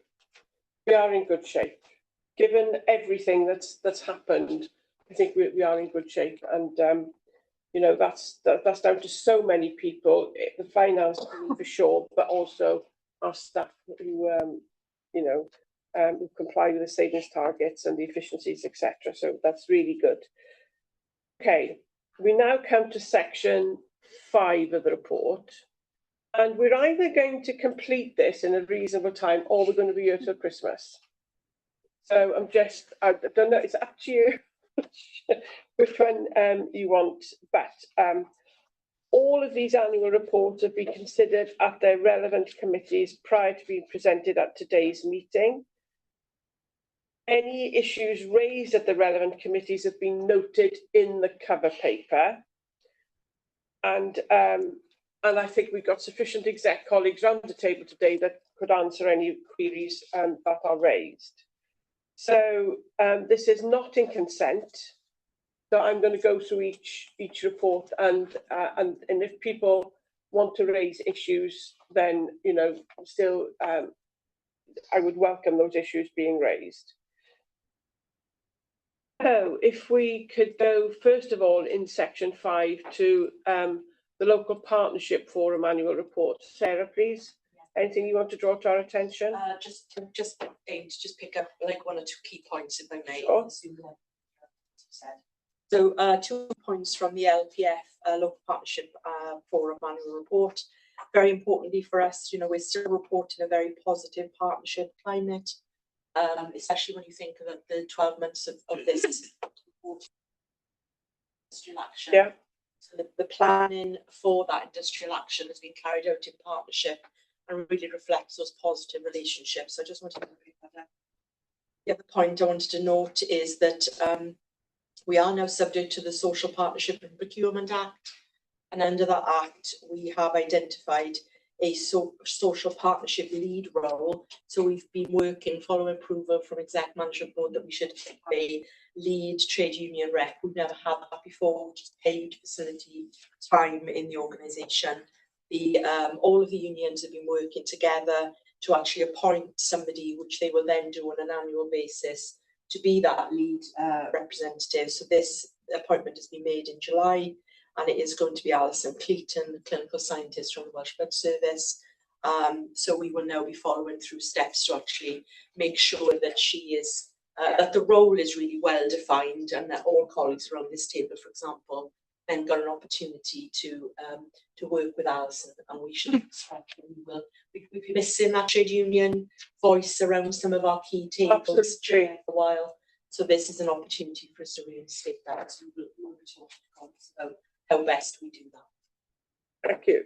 And perhaps outside the meeting, I can have a discussion with you about our remuneration committee as well. Yeah. I think it might be really helpful to a trade union rep sit on that committee. So we can then go back to that conversation, can't we? Yeah. Where can we best see Alison's time? Thank you. Any queries for Sarah? Lauren, please. Just to add, so the ITP is always taken to the LPF as part of our normal engagement, but we're working with Amanda as a team just to understand actually in terms of the Social Partnerships Act, the requirement to engage early in the process to shape priorities and plans with trade unions and staff side representatives is much more clearly defined. So it was working through that process and how that will then map over the next few months, so that we are engaging early rather than the taking the IMTP when it's near completion towards the end of the process. So yeah, welcome Amanda's support on that. So thank you for that update, Lauren. That's really helpful. I was just thinking about the new legislation, Sarah, whether we need some of that training to us at the board development session. I think that could be really helpful. What popped into my head, Jess. Pardon? That's just what popped into my head. So yeah, that'd be really helpful. Thank you. So, so we're asked to approve the local partnership forum annual report. Can I look around the table for approval, please? Nod, thank you very much. So 5.20 is the gender pay gap annual report. I'm not going to do my usual spiel about nomenclature, but get straight down to the contents of the report itself. Sarah, is this yours to introduce? Yes, thank you. So as colleagues will be aware, we're required to produce a gender pay gap report each year. Our mean pay gap, as colleagues can see in the report, is 14% for the year to the end of March 24. That is 1 percentage point increase on the previous year, so around the same level. What we do know is that the analysis shows this is senior staff across all the staff groups, and we will, and pick this up from comments from QSP, look at whether there's any differential in different staff groups for next year's report, but actually it is tracking across all senior staff. So what we know we need to do is increase the number of senior staff that are women and actually work with people as they enter the organisation, the professions and so on, to actually drive those changes as we get to senior levels. And this is something we're talking about across Wales, not just in this organisation. What we have done is reflect this work in the strategic equality plan objectives. So one of the objectives in there is to reduce pay gaps, and that objective also includes race and disability pay gaps, which we don't currently report on, but we intend to do so. So I'm happy to pick up any questions. Thank you, Sarah. Who was first? Andy, and then Lindsay, please. Andy. Thank you. On the appendix 1, page 10 of 11. Page 10, well, give me a second. Yeah, appendix 1, gender pay gap data. I've got a page 10 in appendix 1. It goes up to 7. You've got 10, have you? Oh, Tables. I got the table. we have the tables. Yeah. So yeah. Page 10. It's the table. It's the end of the. Yeah, okay. Yeah. I got tables. I'll check on that. So the left-hand side is average and median rates, but then the combined is just simply adding them together, which is, we do need to correct that.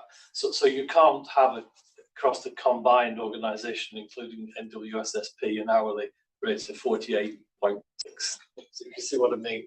You need to take a weighted average, and that applies also to median as well. You can't just add those numbers together. So that we'll need to correct that, and this exactly the same applies on the next page, which is the bonus data. Simply the average for Velindre has been added to the So average. you need to calculate an average in its own weighted right. average across the organisation. Yeah. Rather than just adding two averages. You can't add two I'll add averages two averages together. Yeah. Otherwise, we're really not paying £48 per year average. So Sarah, we'll have to correct that, and it'll have to be corrected on the report that goes, not just in the minutes. We don't just note it in the minutes. The report will be corrected, and it will go on the website, the corrected version. Yes. Yeah, for both average and median. Yeah. So those tables down the left-hand side, exactly the same data appears later on, which is the next bit of the report. It's reproduced page 6 of 7 or page 2, 3, 4 of the whole pack. It's the same data on those 2 pages. The other thing that this is a curiosity, and again it's about the data. This is the right hand side of head count, across the 4 quartiles of pay. But if you add those numbers together, and then look, the next part is the equality data. The next section, sorry, we haven't covered this, but they're out by thousands of people, and I can't marry them up. So essentially, we've got pay data across 4 quartiles, and we've got numbers for Velindre, we've got numbers for NWSSP, and then correctly this time you add them together for the combined organisation. But then those numbers, when you go to the section we're going to cover next, which is the equality, diversity and exclusivity data, the numbers are far higher, and I can't understand why they should be. They're different by several thousand, so I can't. There's something not quite right in the data. Thank you. We'll Yeah. obviously have a look at that. It's a very Yeah. important point. And then if we may, come back to you if that would be Yeah. helpful. Because I can't figure out how many people, head count and FTE, work at Velindre and how many people work in the combined organisation. It's either about 7,000 or about 4,000, which is a big difference. Yeah, yeah. Yeah. Thank you very much. We'll have a look at that. So before we leave this particular point, Sarah, when the averages have been recalculated appropriately, there may be issues that people want to raise when the averages are recalculated. So we need to see those figures once your colleagues have redone them. Can they be circulated to us, please? So as well as correcting the report, can you circulate them to us? And if there are, if they give rise to queries when they've been recalculated, again, you can use myself or Non as a post box to bring those to our attention, and we'll try and address any queries outside the meeting and report back to the next board. Agree, and in a way, the important bit is the pay gap here for the purpose of this report. And again, that's going to change substantially. It's not 17%, which is well, that's exactly right. Yeah. That's what I'm saying. So that's But the pay gap for us as an organisation, just to bring us back to that, is 14%. So that's been calculated on based on Velindre as a core organisation. So I absolutely take your point on the combined figures, but we need to just but for us, for Velindre, it's 14%, yes, and for shared services, it's 3.2 and 3.3 really, and for So it's the combined that we're doing there. So very important that we remember that the headline figure for us is the 14% there. Stephen, please. And I was going to mention this, if we're going to be changing the paper, we just have the conversation about mean and median. And I think most of us either know the difference or think the difference, whichever. But this is a public paper, and I'm not sure that most members of the public would know the difference between the mean and the median, whether either a little footnote or just a little paragraph explaining not so much what they are, but why they're important, why we're actually reporting two things, the mean and the median. Okay. For me, and my caveat is that measures of central tendency always hide important individual differences.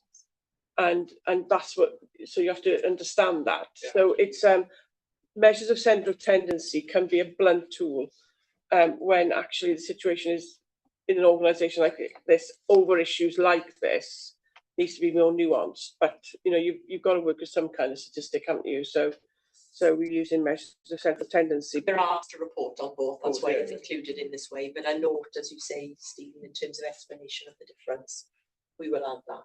Yeah, thank you. Okay, so is it? Yeah, I was going to speak.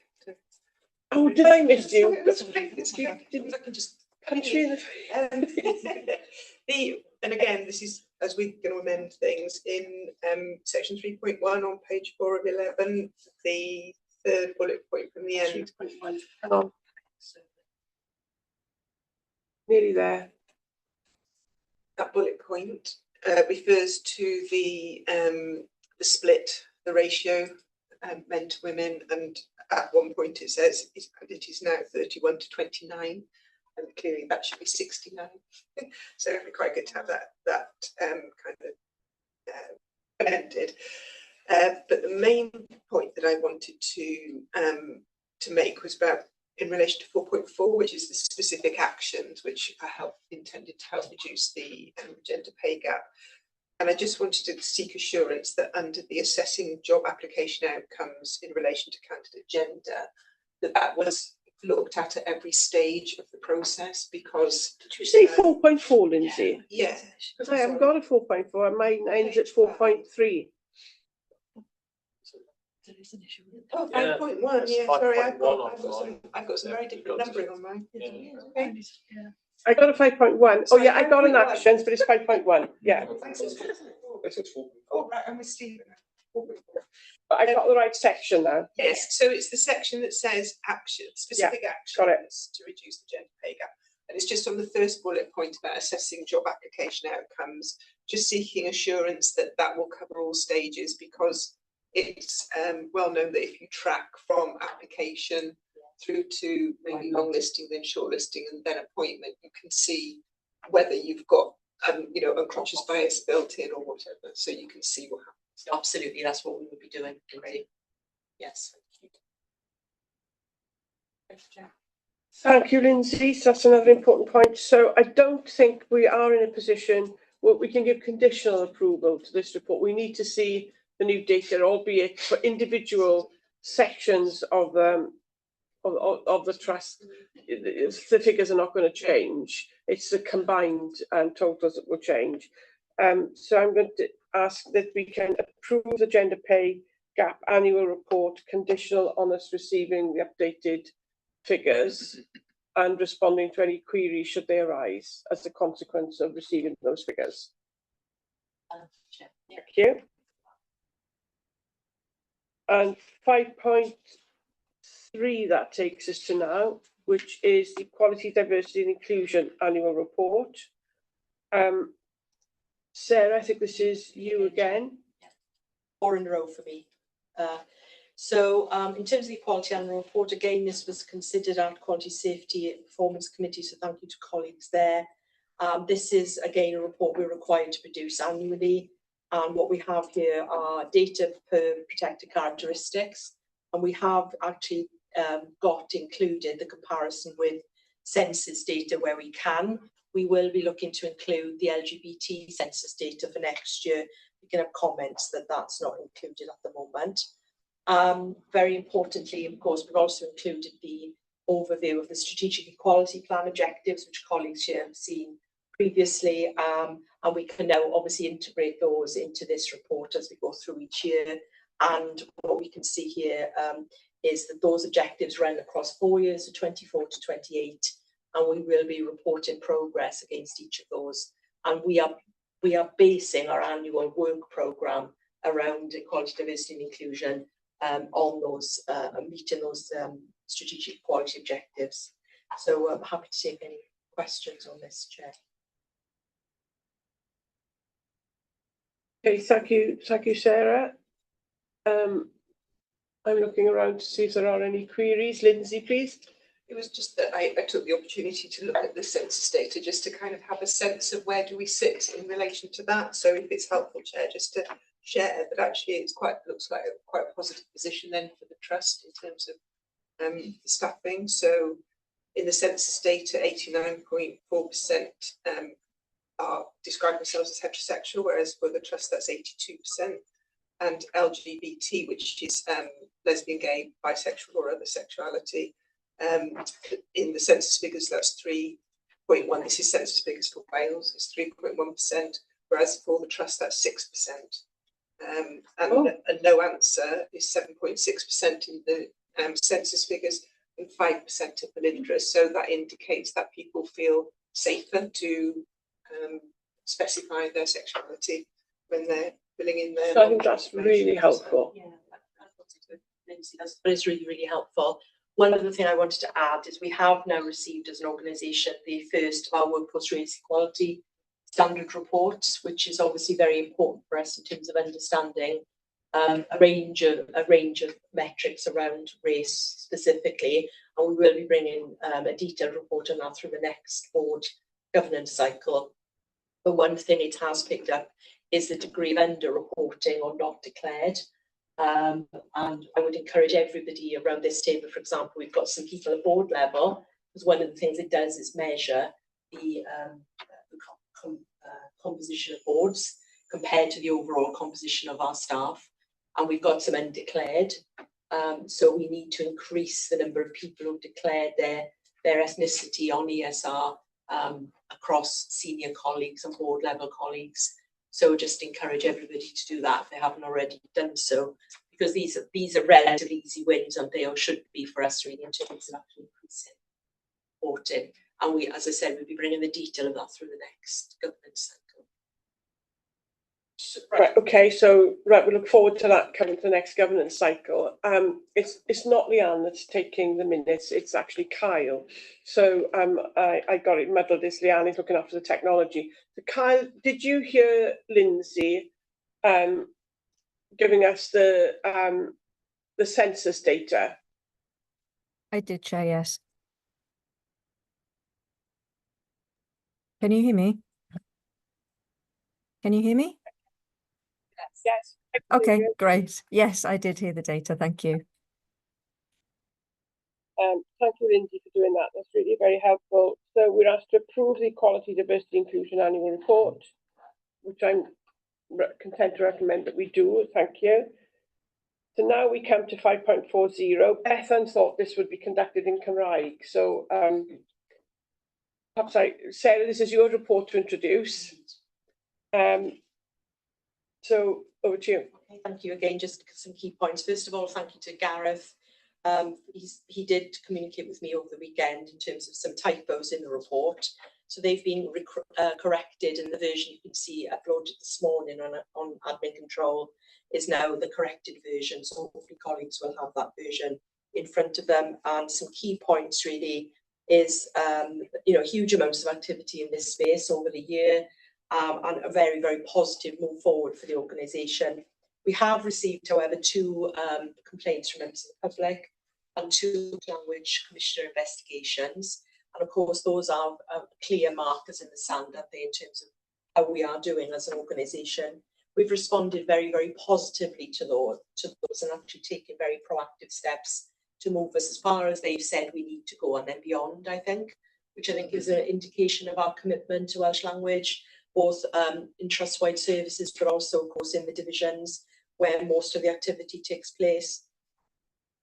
We've also, of course, introduced in the last year our new induction, Croeso, which has been bilingual by design, and that's very importantly then made it shape to change in a way that we deliver that.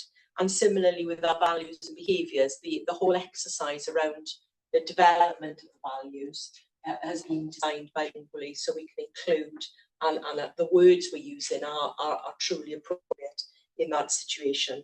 So again, happy to take any questions, Chair. Thank you. Can I echo your comments of gratitude towards Gareth, because I know you are taking a particular interest as a Welsh language champion in this matter. I think I wanted to note, and this might be helpful to several of you around here, is that as everybody knows, I'm doing my best to learn the language. And I asked Joe Williams the second name, if I could have check software. And so I think she's provided the link for Non and I don't know if whether you've got that, but I think just to let people know that that could be made available, that we can have software that will, because even if you write, cofion, regards at the end of a note, or Anoil Sarah, Anoil will pop up with a red squiggly line underneath it. And if you're learning the language, it frightens you for a minute, thinking, what have I got wrong? So it's good to have. I didn't know that software was available. My Welsh language teacher suggested to me, because I started doing essays now. So so she suggested that I get it. So and Jo made it available to us, didn't she? She did. Enough. So just Gareth, please. Oh, Cadeirydd.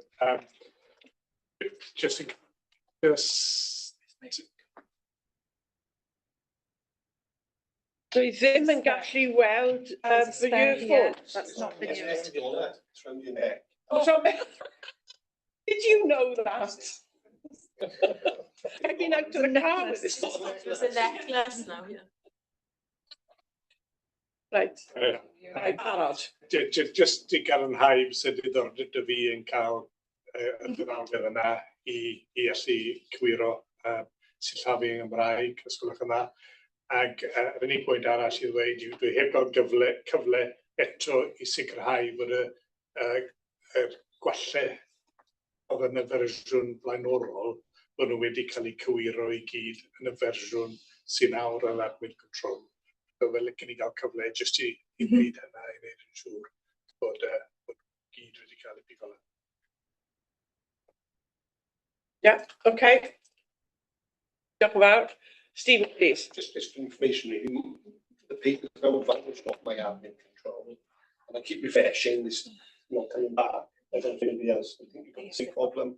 I've seen an earlier version of it, but I'm refreshing. I got it no longer have a 5.4. So.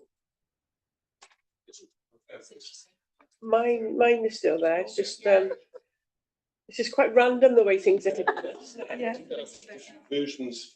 I know. If this side of the room got a different set of papers. Yeah, I know it's the new version that I can see because I changed one word in it as well, and that word changed. So Yeah. that was my test to know it was updated.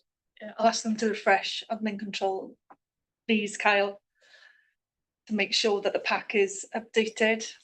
So we'll all have to come out and go back in? Just to make sure that they're all loaded to the latest refresh, I think. Yeah, Kyle did the first thing this morning, so anyone who's logged in will. Yeah, I've got some new documents, but not that particular Yeah, one. that's strange. Okay, now,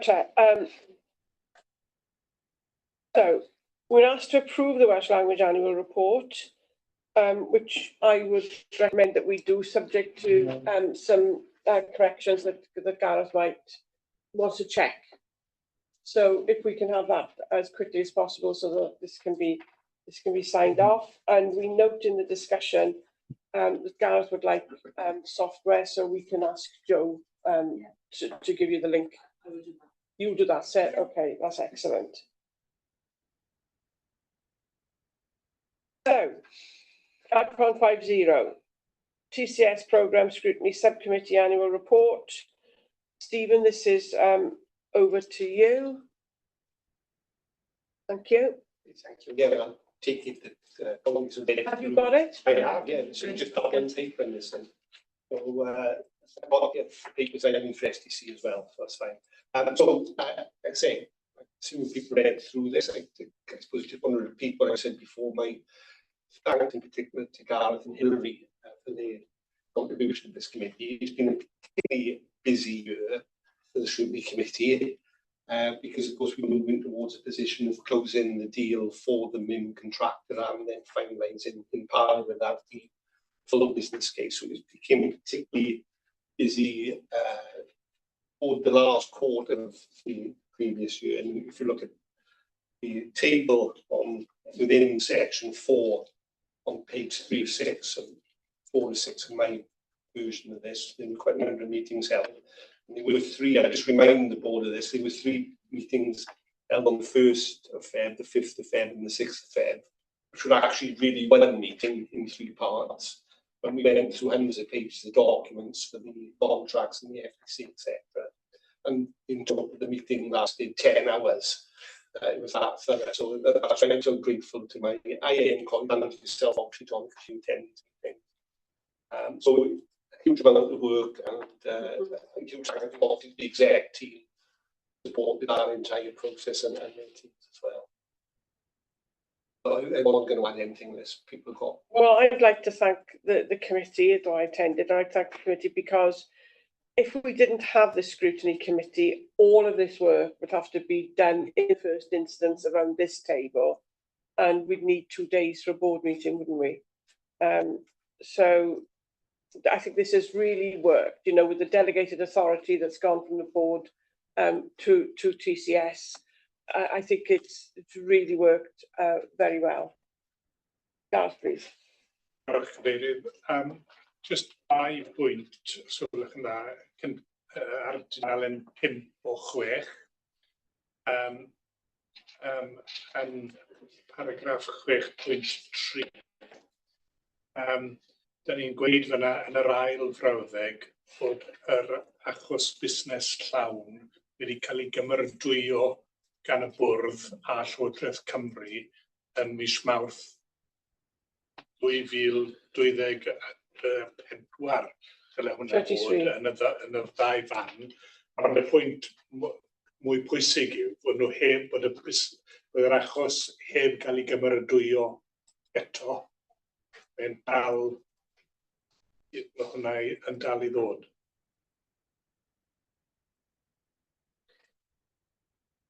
Yeah. It's the same point as an earlier point, isn't it? It's a recurring theme. So we, it's still a work in progress. It's a bit of unfinished business. So how we word that. So if we can word that, you know, that the board has been kept abreast of every stage of its development, and we're awaiting the final version to sign off next month. Dyddiad yn anghywir hefyd. Byle'r dyddiad fod yn 2024. So I should have sorted with that Gavin. Mewn 2 fan. Yeah. Ac wedyn i'r pwynt arall yw, Yeah. paragraff nesa yn cyfeirio at achos o'n marw transplant.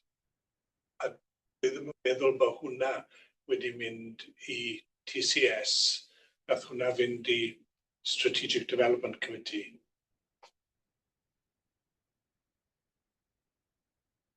Yep. I think, Stephen, do you gallu cofio? I'm sure Gareth's right. I'll have to check because I think it did go to scrutiny because it's linked to the nothing recommendation. Yeah, Okay, yeah. all right. I was. Section was off the top of my head. Specs on the both. It's part of the work for September to do that mapping. Right, okay. Yeah. Right, diolch Gareth. Rhywun arall, Stephen. Is that your hand up or you just your thing going up? Right. I'm removing my necklace.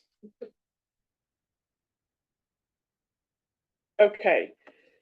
So, in order to, can we just check the situation with regards to bone marrow transplant? Can we make the corrections under the section? I can't remember the number of it now, but you know the one I mean. Yes. So, we make those corrections, check the status of the bone marrow transplant business case and where that went. Those 2 things addressed, we will be able to approve the TCS annual report. Okay. I'll check the corrections on behalf of the board. Thank you, Stephen. That's excellent. So we come to 5.6, which is the QSP committee annual report. Nick, are you presenting this, or Vicky's presenting it? Vicky, please. Thank you, Chair. Just to take the paper as read, but to pull out a couple of key points. As we always do in QSP, the patient, donor or staff stories sit right at the beginning of the meeting so that it's central to our discussions. And this annual report provides an overview of all of the themes of those stories that we've received. And obviously, as is the terms of reference for this committee, we either provide assurance or escalation through the highlight report. And I've highlighted the one escalation during 23-24, which is to the TAF and risk register. So that was obviously acknowledged at the time by the board, but otherwise take the paper as read. Thank you, Vicky. It's a very detailed and helpful paper. There's one thing that is annoying me, and it's very small, it's minor. My attendance is sort of vested interest. I'm going to discuss my attendance. And just want to point out, on the 21st of March, when I didn't attend, it was because the minister called me to a meeting. I just need everybody to know I didn't, you know, when the minister calls, I go. So I had a meeting with the minister that morning, and it was from mid-morning to mid-afternoon. I'm looking around the table. It's very detailed. I've seen this in its various forms as it got developed. Nick, do you want to add anything? Or just thank you to Vicky for helping shape the committee over the last year. I think that is, yes, thank you, Nick. We need to put that on record. Let me just think of what adjectives I can think of. Relentless, persistent. What else can I think of, Vicky? Insight, knowledge and experience. Yeah, huge insight that you bring to it. we're very appreciative as a board, Vicky, for all the passion and energy you bring to QSP and to quality issues as they apply across the trust. So having said that, I think we've got approval that we can agree the QSP annual report. Thank you. And then the next one comes back to you, Stephen, for the strategic development. Here, I've got it here. Annual report. Stephen, please. Again, as before, I'll take it as read, just in terms of a few highlights. I'll just take us straight to section 6.3, 6.4 section, just in terms of highlighting some of the business board that the committee considered during the year, because obviously the board, quite right, is spending a lot of time and focus over the year in particular on the TCS, but obviously there are many other things going on in the trust in terms of business cases. Yeah. So the bullet points there highlight those, the Plasma for Medicine's business case. You mentioned earlier on around the Velindre Oncology Academy. That business case went through SDC, as did the Radiology Information System Procurement business case. And then the various other items highlight the 6.4, which we consider and endorsed in terms of coming up to this board, which came at various times in various ways during the year. So I'll just pause at that point and see if there are any questions or comments. Happy to take them, and I'm just slightly nervous. I've got 23 and 24 weeks up somewhere in this, I don't know. Just going to say. Lindsay, please. Just Thank you, Stephen. Very small point, but again, because it's a public document, it says the inaugural meeting in May 24. And I'm just trying. What number is this? What bullet point? Yeah, that's what I'm just trying to re-find it. Sorry. Oh, there. 6.2 terms of reference. 6.2. That were so terms of reference were reviewed, but it's inaugural meeting in May 2024, which should have been 2023. That's not referring to the three yearly review, because we did a review of all committee CORs, did we not? That it says inaugural meeting. Yes, either the word inaugural is wrong, or the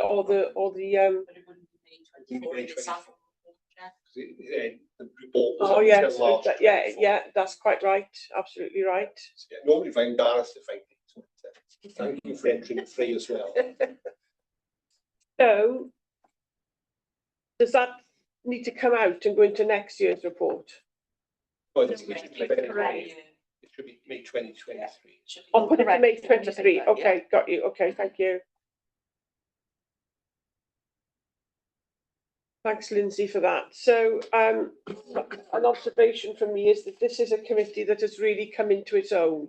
It was a brand new committee which we which came into being when we did a review of our committees. It's 3 years ago now. It must be, Lauren, I think. It's going to be 4, is it? Yeah. Blimey. And initially, I think it was a bit looking to find its own identity, Stephen, and I think under your careful chairmanship and so on, I think it has now come into its own and become a very important part of our committee structure. So I want to thank you for that.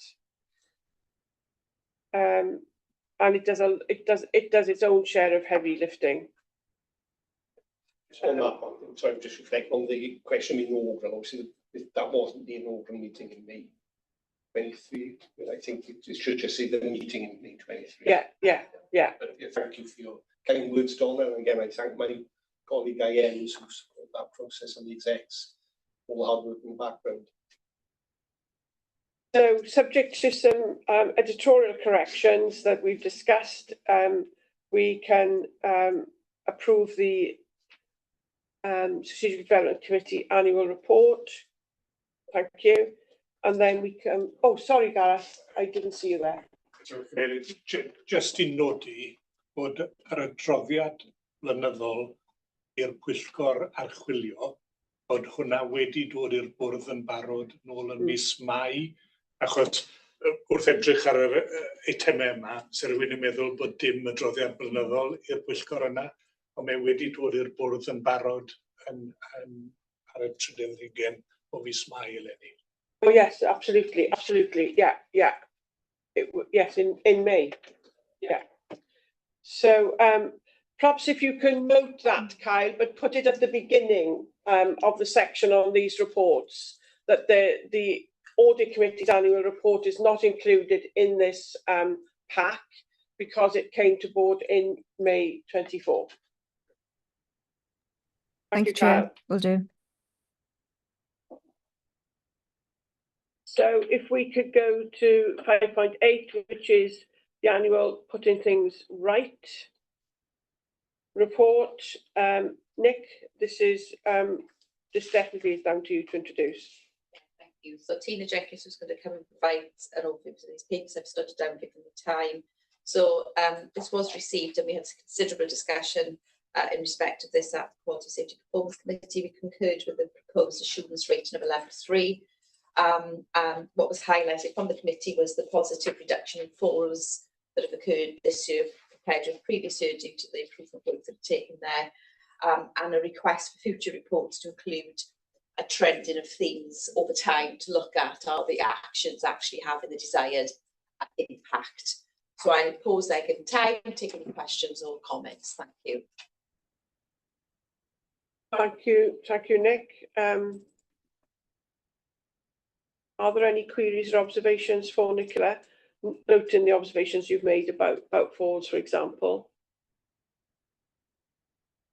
Stephen, please. So just a comment, really, an observation, Nick, just in the exec summary of the document on page 1, where it highlights the number of concerns rates. It also highlights the volume of patient and donor contacts, 335,000, and it takes me back to the comment I made earlier about that one individual who stood up in the Senedd and told the audience about their journey, and that was one story. And I know we don't have 335,000 patients, but we have thousands, hundreds of thousands of contacts with members of the public and their family over the years. I just think this, again, it's a nice way of reminding us the sheer volume of activity we undertake, but that we continue to treat each individual, each donor, as an individual and as a family. I just thought that was a nice bringing together those two things. Yeah. Yes, that's absolutely right. I think this is a really, really interesting report, which kind of brings alive in a way that some of the others don't exactly what we're here for. I do like the quotations from individual donors and patients. I think they help to put the flesh on the bones of a report as well. Nick, we need to put negative comments as well as positive ones. But with 97 and 98% satisfaction, it is going to be difficult to find negative ones, I have to say. So if we're all content, then we are asked to approve the annual Putting Things Right report, which I'm content to recommend that the board does. Okay, so we'll approve that. Thank you, Nicola. And now we come to 5.9, which is the Duty of Quality annual report. Let me just load it up. And this again is our Executive Director of Nursing, Allied Health Professions and Health Scientists, Nicola.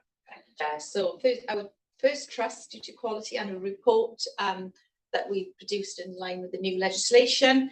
You know, lots of things we will change going forward in relation to format. So again, we consider this in detail in the quality with the proposed rating level 2.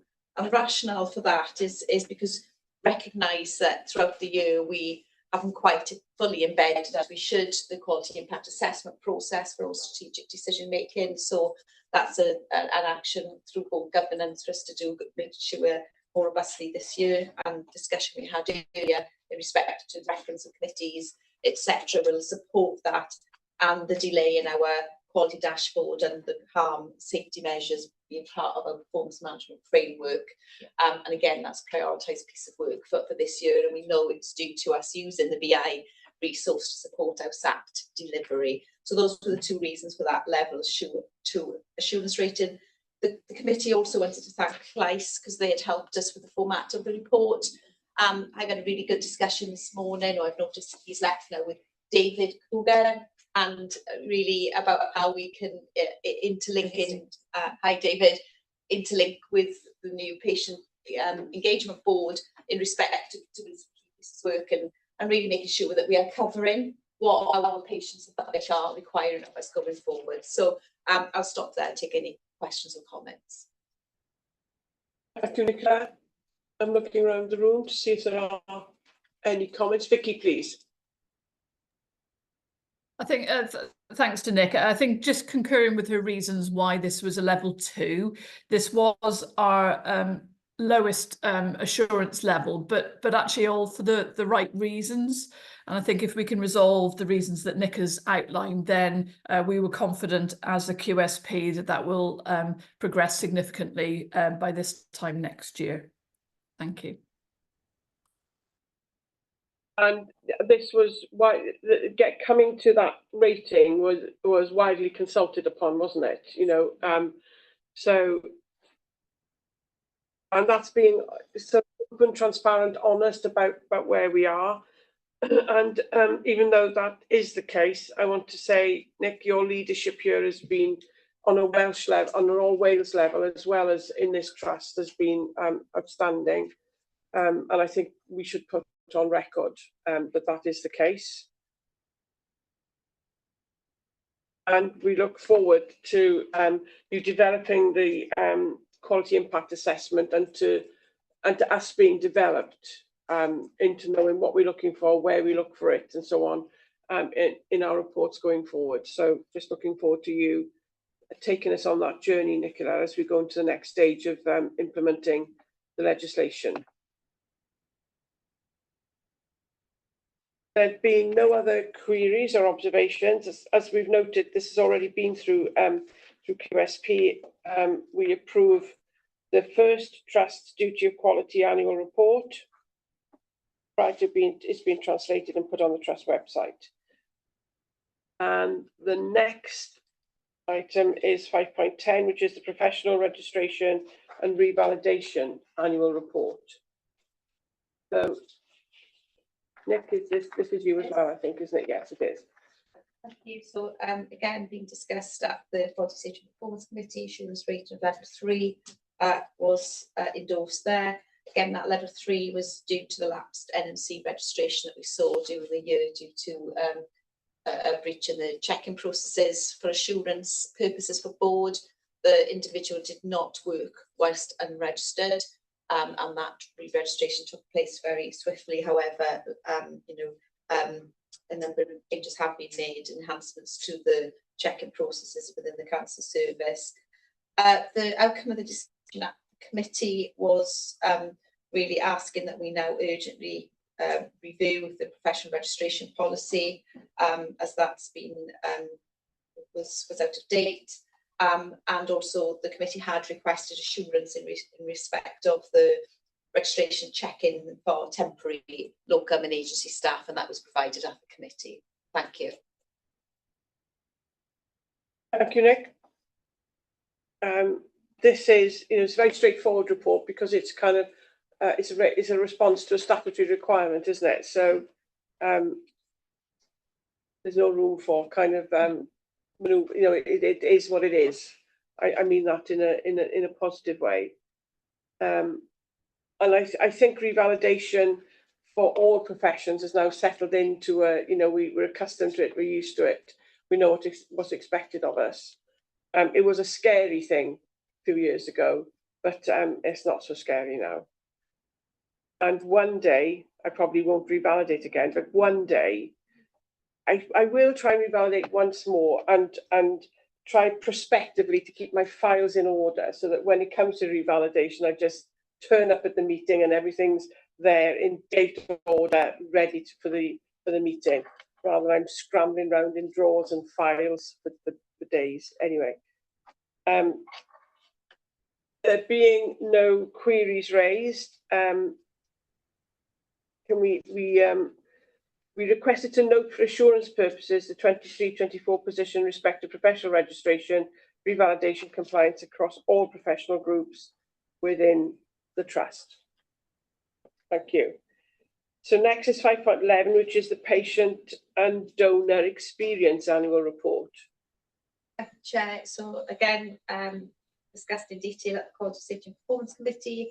Committee concurred with the proposed level 4 assurance in respect of this activity through the year. We did have a discussion in respect of as we have already at board, the volume of feedback from the Cancer Service and how we need to enhance that further. And the additional discussion that took place really was around you said we did boards within clinical areas at the Cancer Service that have been seen during visits by independent members to be up to date and have not been updated or blank. So immediately after the committee, action was taken by members of the senior team at the Cancer Service, and there's now a monthly check-in process that will take place to ensure the boards are maintained, the managers are accountable and responsible for that, and the date of the information is clear. I'd take any further questions and this report is really important, isn't it? Because it really tells us about what our patients and donors think about us, as we've already outlined today. Thank you, Nick. Looking around the room to see if there's any queries or observations for Nicola. Oh, David, please. Yeah, hi, Chairs. Just, I've got an observation, a risk and an opportunity, if I may, and apologies, my Wi-Fi dipped out when Stephen raised the point about the low percentage earlier on. So I'm aware that there probably was a deeper discussion of that I wasn't privy to, unfortunately. But following on from Nicola, I think the first observation once again is that the report highlights that raw data that when you ask patients for feedback, it comes back overwhelmingly clear and supportive of just how great the staff at Velindre are. So I don't think you'll see another report that perhaps positions the staff in such high esteem as when you get raw data back from patients, family and carers. So I think that's a great part of the report. The risk, as I say, is it feels it's a low percentage of the number of patients that go through the doors of Velindre. And I'm sure that was discussed earlier, as I say. And in terms of the opportunity, and Nicola touched on it, we met this morning and I'm meeting with Carl next week. And I think Rachel the week after, with volunteers coming back and the revised patient liaison group. I think there's a couple of platforms there that you have the opportunity to gain a greater volume of feedback from patients that can feed into this report. I suppose the thing you may have to look at is how you capture that, because at the moment, if I'm correct, this report captures it through questionnaires, where a lot of what volunteers and the patient liaison group will hear is more anecdotal feedback and through just natural discussion, and enabling to represent that in the correct manner. Maybe we'd need to work on how we can formalize that, but I think they're great opportunities and platforms to perhaps increase that percentage back for next year's report. Thank you, Chair. No, if I can, first, all right, Nicola wants to come back on that very last point you just made there, David. Nicola, please. Thank you, David. Absolutely concur with you, because I think there is other experience information that we are having but not capturing. So I think I'll ask Tina to work with you on that specifically and the new board, because I think that's really, really important that we will be able to capture it, just how, but it is making sure that is the voice of the person raising the experience rather than the interpretation of the person receiving that feedback, isn't it? Thank you, David. Absolutely. Verbatim is obviously the best, would be verbatim. And the same thing happens in blood donor award ceremonies, where you have on average about 80 donors will be in an award ceremony, and I will probably talk to about 20 of them during an evening, and I received lots of feedback and lots of suggestions for what would make the service more amenable to various donors, which I do feedback, but I don't know if it goes into any official sort of feedback. So perhaps you can give that some thought as well. Andrew has attended and Vicky attended donor award ceremonies in the last cycle, and there's huge amounts of positive feedback which come from those evenings, but there are also suggestions that come for improving the service. So perhaps you could have a think about that as well. Yeah, we've had some suggestions about prompt cards and suggestion cards at the table actually to make it. Yeah, that might, yeah. I'll check it. We'll be starting them back up in September because we've taken a break through the summer. I think the dates are starting to come out now. Yeah. Thank you. So that was, thank you, David, for that contribution. That was 5.11.0, which is the patient and donor experience annual report, which we approve. And then we have got the clinical audit annual report 5.12.0, which Ed, I think you're going to introduce this item. Yes, thanks. So can I have Apologies, I missed that. What did you say then? Okay. Yes, thanks. Apologies not be there in person actually. But as it mentions, it was endorsed by the Trust Quality and Safety Committee earlier in the month. The level of assurance was agreed at 4, in that there is a good action plan and evidence that some of these actions are being delivered. Importantly, the widespread use of the audit management and tracking digital system now, and also the large number of national audits for England and Wales in cancer, and across the UK for blood transfusion and for transplantation services. So just probably worth just very briefly mentioning, it's a bit sort of a bit obvious to many of the people here, but in case people are relatively new to it, very different services, obviously, in that the cancer services are very much directly caring for patients, whereas the transfusion and transplantation services support the donors in providing products. So we do have a somewhat different setup in how our teams are structured, in that there's a lot more, and how the reports are balanced, in that there's quite a lot more clinical audit in view of the care of patients in the cancer service, but there's a lot of quality audit, both external and internal and external, and inspection from regulators on the transfusion and transplantation side. And that quality audit and quality other quality assurance work appears in the other quality and safety papers rather than the clinical audit paper.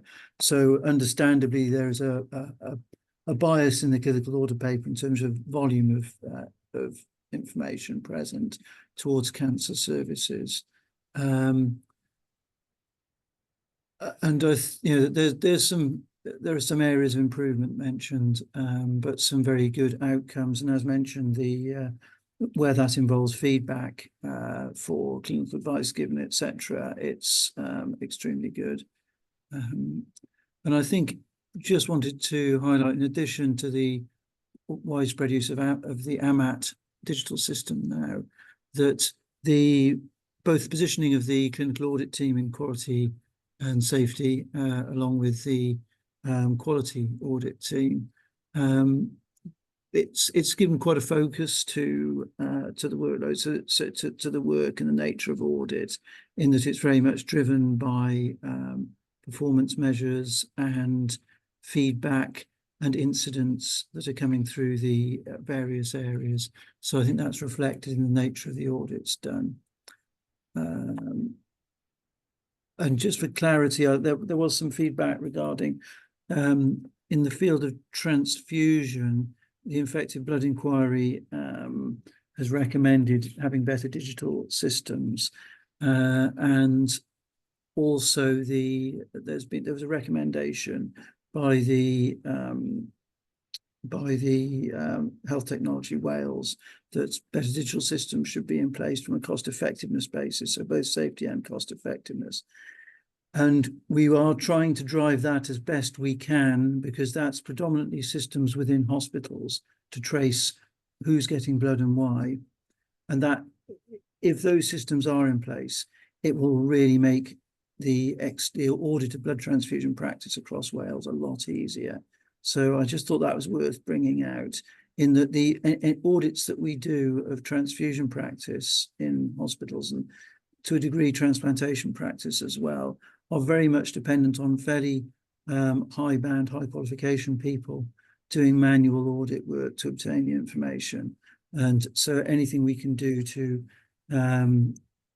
support Wales in implementing better information systems about patient care will massively benefit our ability to improve transfusion practice. Thanks, Ed. Andrew, please. One brief comment, because I know time is running away. I find this fascinating personally to see all this work going on. It struck me that some of these, what are called audits, particularly where you're looking at, let's say, treatments of cancer patients with specific therapies in specific subgroups, it is actually, in my mind, research. You know, this is a continuum, and some of this I'll pick this up with Jazz maybe when I see her next, but some of this I would regard as really high quality research, and particularly if you put it together with other groups, could be publishable in its own right. And so it's just a comment on you know, we often have this discussion, what is audit, versus what is original research. So just a comment, it's really good, and it's good to see that all this is going on. Thank you, Andrew. I wrote a paper once in which I argued that audit is a species of research. It's the purpose which is different. So research is to discover new knowledge, and audit is to discover if the knowledge is being applied, utilised, and used. But the thought habits of the researcher should be the thought habits of the person conducting audit, so that, you know, the questions should be very clearly set out. What are you looking at? The way you collect data should be the same as the way you collect data in research. The way you analyse it should have the same standards. And in that sense, I think they are the same species. Yeah. So I would agree with you, Andrew. Yeah. Absolutely. It was a debate I did at RCN Congress one year, which I called for a moratorium on audit until we could be sure that the standards of audit, the standards in which audit was conducted were the same standards as that in which research was conducted. And it got carried. I couldn't believe it. It got carried. That's just a bit of trivia. Can I just ask one? I'll come in, Vicky. I just one question for Edwin is, what's the process by which we decide what the programme of audit for the year is going to be? That's a good question, and hard to answer very concisely, but it's based upon sort of looking at areas of risk, areas of change. Obviously, there's been a change in process that will build into it a requirement for audit. Areas of risk whereby, again, that's usually associated with change, something to mitigate the risk. Incidents may trigger it. So those are two negatives, one positive reason for doing it. And yeah, I think those are the main three. So the fact that it goes through our quality and safety, you know, it's part of our quality and safety reporting function, means that each operational area is reporting its risks and then considering, you know, whether audits are needed. We put the annual audit plan in, which came through a couple of months ago, which might be amended. Obviously, priorities may come in as a result of changes in practice. And just to comment on another thing that you mentioned about the sort of rigor in how to do audit and making sure you've got the right stakeholders, that you're measuring the right things, you set your parameters. The AMAT tool does seem pretty good for that, actually, from what I've seen of it. And you know, if people are interested in looking at that, I believe that they'll be reassured about that rigor being there. Thanks, Ed. That's really helpful. Vicky, please. Thank you. Just to add to Edwin's response, I think obviously our compliance as a trust with the national programme of audits that you know, fit within our remit is an important element of the annual programme, as well as repeat audits in terms of completing that audit cycle. But that was just a comment. I think my general point was about the level of the medical students. I've had the pleasure the last 3 years sitting on the judging panel, the year 3 and year 4 medical students, where they present their audits, supported by the consultants in that specific area, and they are fantastic presentations. And I know that certainly the panel were keen for the board to be more aware of the type of audit presentations that are given. So there was a suggestion of a grand round that we could join. It would have to be a bespoke one, but Jazz was going to liaise with Tom Crosby and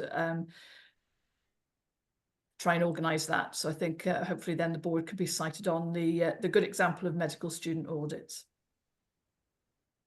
I think that would be very helpful. Are they? Is the session virtual, Vicky? Because some board members might want to join it. I think the panel that I take part in. Yeah. Oh, the presentations, anybody would be able to join. Yeah. And I'm sure that I don't know whether the invite went to wider, but certainly we can make sure that is provided. Yeah. We could have an invite to join the presentation. I can't remember if we did or not. I think I might have once been, but I don't think I've had one recently. So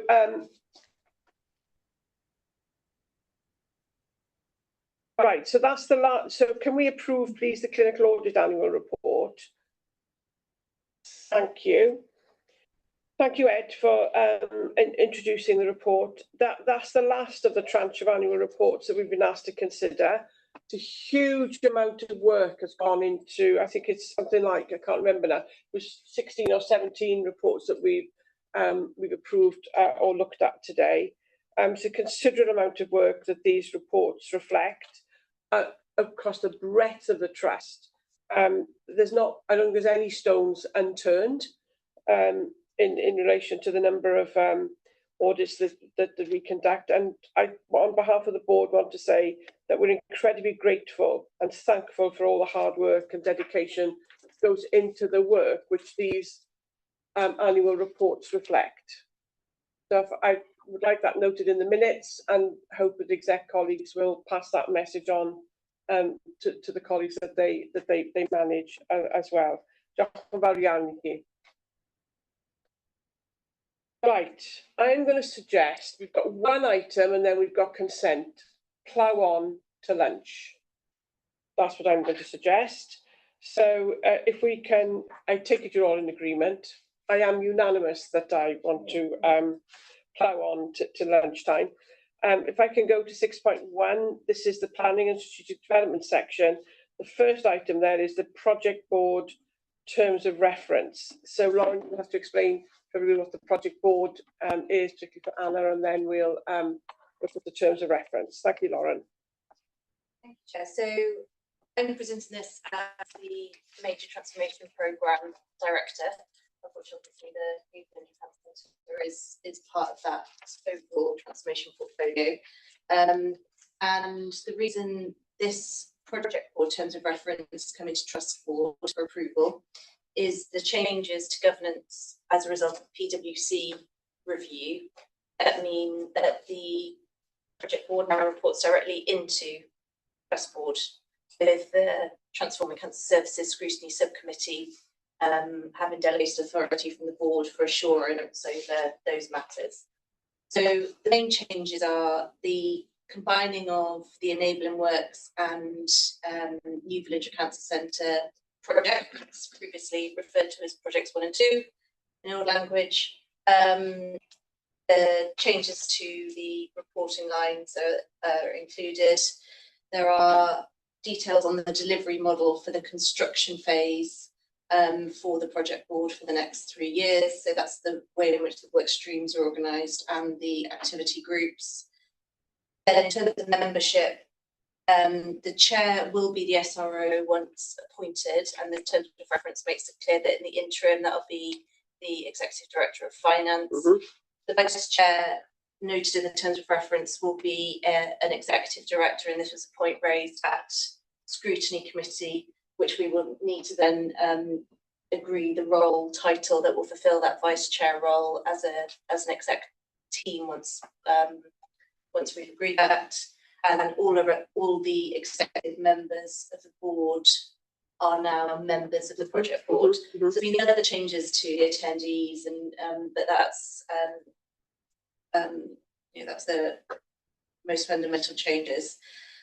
And I appreciate that there's a couple of my colleagues have raised questions since these papers were published. So I don't know if you want to. Nickola's got a hand up as well. So there's just 2 questions raised. So do you right, Nicola? I'll come to you first, and then Hilary, please. Nicola.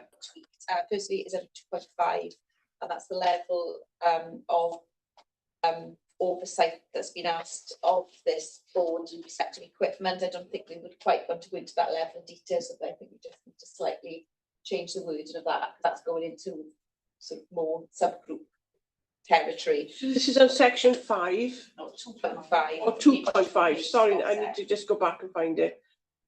Just bear with me. I'm nearly there. Yeah. 2.5. Yeah. Just the level, so we wouldn't necessarily be approving all of the equipment specifications. It's just bringing that up to more of a strategic oversight of that process, ensuring that that's been undertaken. And then the second point is for me is just to ensure that transition is appropriately covered off, and an oversight of the transition into the new hospital is sufficiently covered. So they were just the 2 additional points for me. Thank you.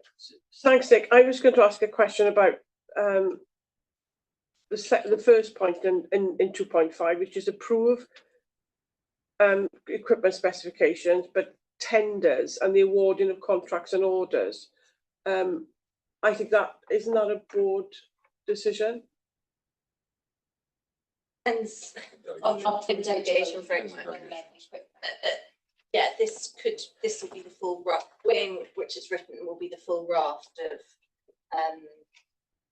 the values of orders. That's why we need to be more specific to Nicola's point as to what would sit at project board level, what would sit at work stream level for equipment migration, equipment commissioning and migration, which then are calling transition migrations. That's what we just need to on that language. Agreed. Then what's the project board and what's the trust board? So there'll be 3 levels at which equipment tenders will be signed off, and that's what we need to. Presumably, if it's over 100,000, it would have to come. If it exceeds the chief exec limit, it would have to come to board anyway. Until we change the delegation framework in line with IRS. But it's not changed yet. It's not changed yet. Yeah. Therefore, anything over 100,000 would have to come to board. Current arrangement stands until we decide to change it. Suggesting is a lot alongside the approach we took for IRS, which was governed and the board were happy with and was successful, because we do need some delegation to allow people to act, don't we? But within a framework. So that will come to us in due course, yeah. Right, Gareth. No, wait, no, Hilary. Sorry, Hilary, you had your hand up earlier. Hilary, please. Diolch. Just falle angen cadarnhad neu a oes eisiau cryfhau y termau yn fwy, ond falle mai dim fan hyn yw'r lle i ateb y cwestiwn, dwi'n yn gwybod, ond o brofiad personol, pan mae contractwyr wedi dechrau gwaith ar safle, maen nhw angen wneud lot o newidiadau. Sut mae'r project board a fel rhan ni, ar ein rhan ni fel bwrdd, yn sicrhau bod, excuse the English, integrity of the design principles still yn cael ei cydymffurfio gyda?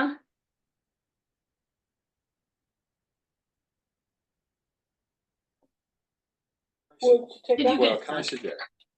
No, I'm not an expert, but we do have one. So if we hold that thought and pick that up perhaps in the private session when David joins us, because he's our expert, isn't he? So okay. But we'll start with then how we manage that, because David will advise, but the board needs to take a position which comes with as well. Or and I can answer that to a point, but I think it's important that David here is our. Which means we wouldn't be able to prove it if we're going to. We need an answer to the query. I can come back to that. Gareth, let me see what Gareth's query is. Diolch, Cadeirydd. Just nifer o bwyntiau gwed y gwir. Gynta ar y tudalen gynta'r papur ar y dechrau, dyle'r pennawd ddweud NBCC Project Board Terms of Reference. Ar y tudalen 477, dyle'r ddweud NBC Project Board Terms of Reference.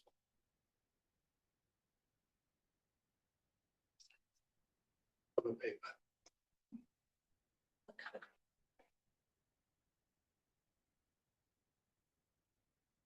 Dyna'r pwynt cynta. Tudalen 4.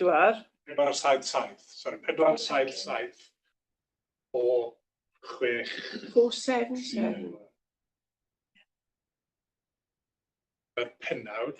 Project Board, yeah. Project Board Terms of Reference. Yes. Yeah.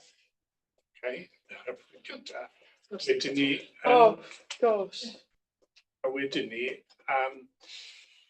yn y termau eu hunan, ar tudalen 3 o 7,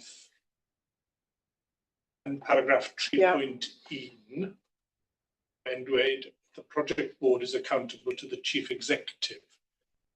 A ddyle hwnna ddweud bod y bwrdd yn atebol i'r bwrdd yr ymddirodolaeth.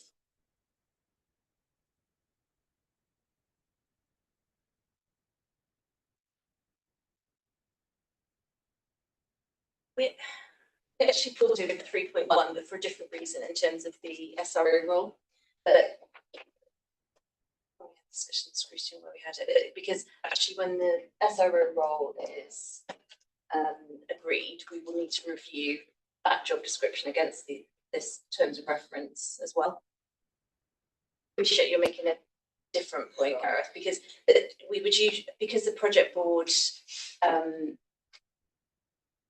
we would usually only have committees, board committees accountable to the board. So you would say that the executive, just trying to think it, so from, if you think it, because it's an exec level committee, so the executive management board is accountable to the chief executive. So this follows that model. Yeah, ond dwi'n meddwl oherwydd pwysigrwydd y bwrdd, dwi'n meddwl oherwydd pwysigrwydd y bwrdd yma, dyle'r project board bod yn atebol i fwrdd yr ymddirodolaeth.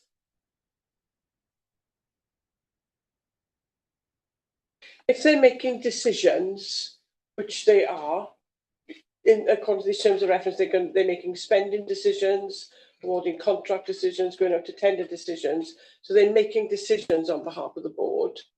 So I kind of tend to agree with you, Gareth. Yeah, we can just need to think about it. I can compare it to executive management. Well, no, we can compare it to executive management board reference because it should, the wording should align. So I think we should, if we take that away, if we don't want to blur this. Okay. I come back to Hilary in a second. I think the concern I've got is that it can operate dislocated from the board, and there is a sensitivity about board governance in relation to so given the sensitivities, I think we have to get this right. I've interrupted my line of thought now with all of Clary's hands going up. So I don't know, was Hilary first before Lindsay? Not sure. Hilary, please, and then I'll come to Lindsay. Okay, I was just going to say, in a way, that was where my question was sort of stemming from. It wasn't quite clear where the flow through was, but 2.1 and 3.1 are a little bit at odds with each other.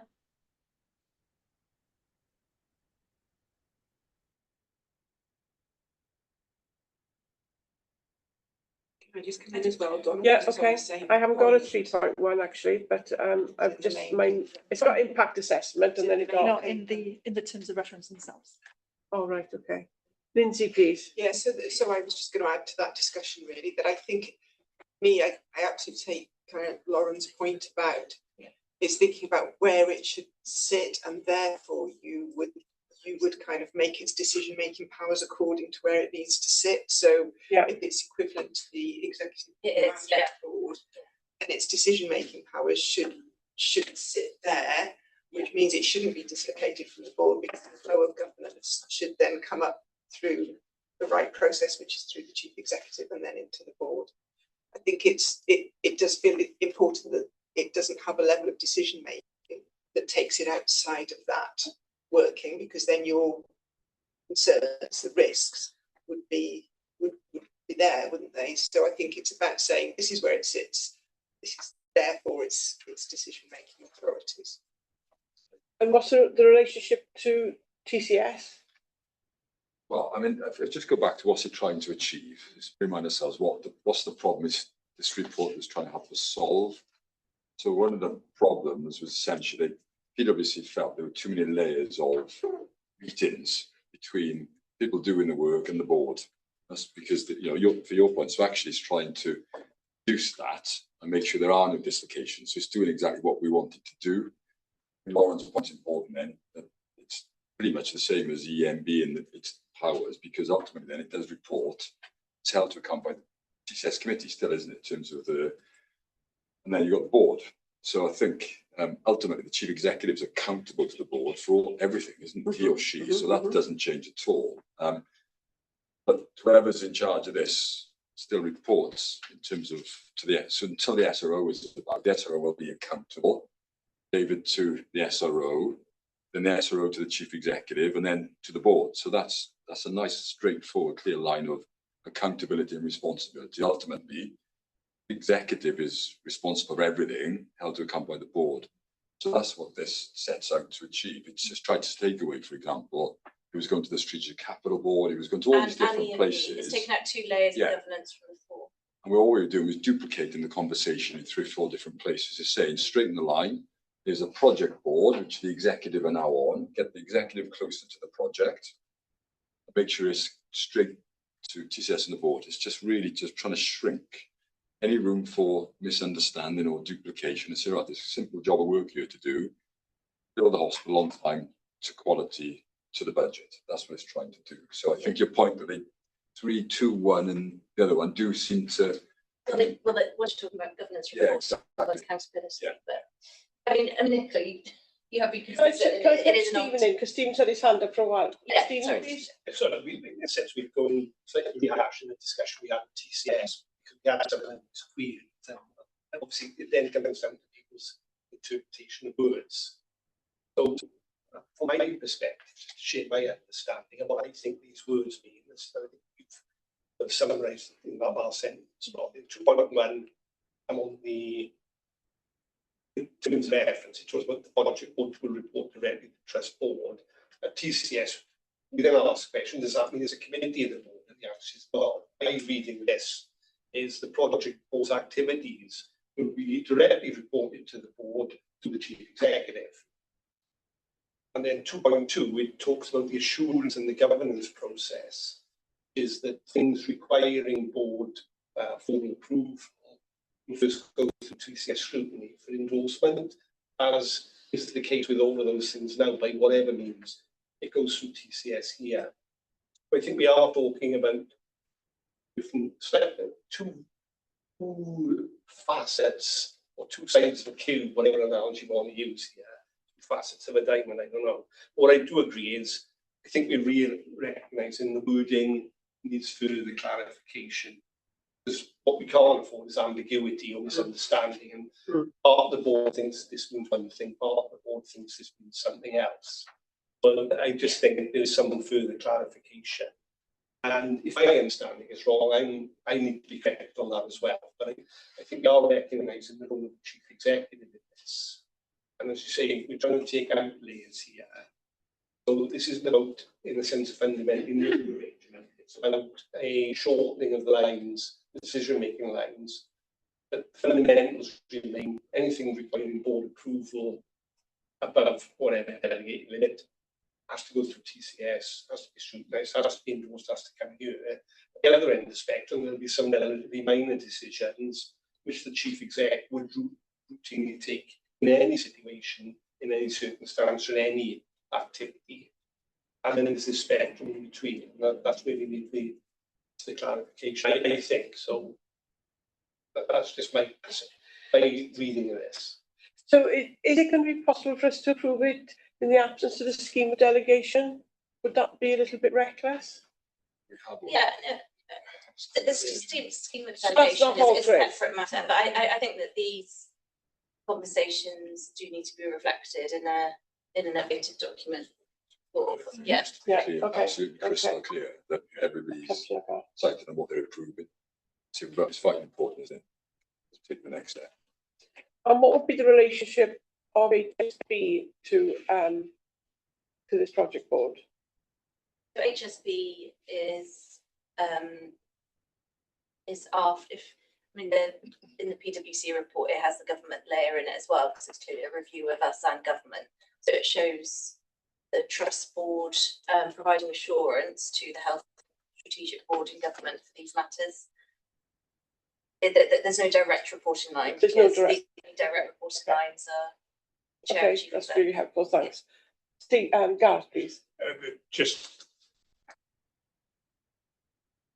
i ddweud bod i'n cytuno gyda pwynt Stephen bod yna amheuaeth ynglyn â ystyr y geiriau ar y funud, ac mae eisiau'r geiriau fod yn gyrrach oherwydd bod hwn yn fforwm mor bwysig i nid jyst i ni, ond i Llywodraeth Cymru hefyd.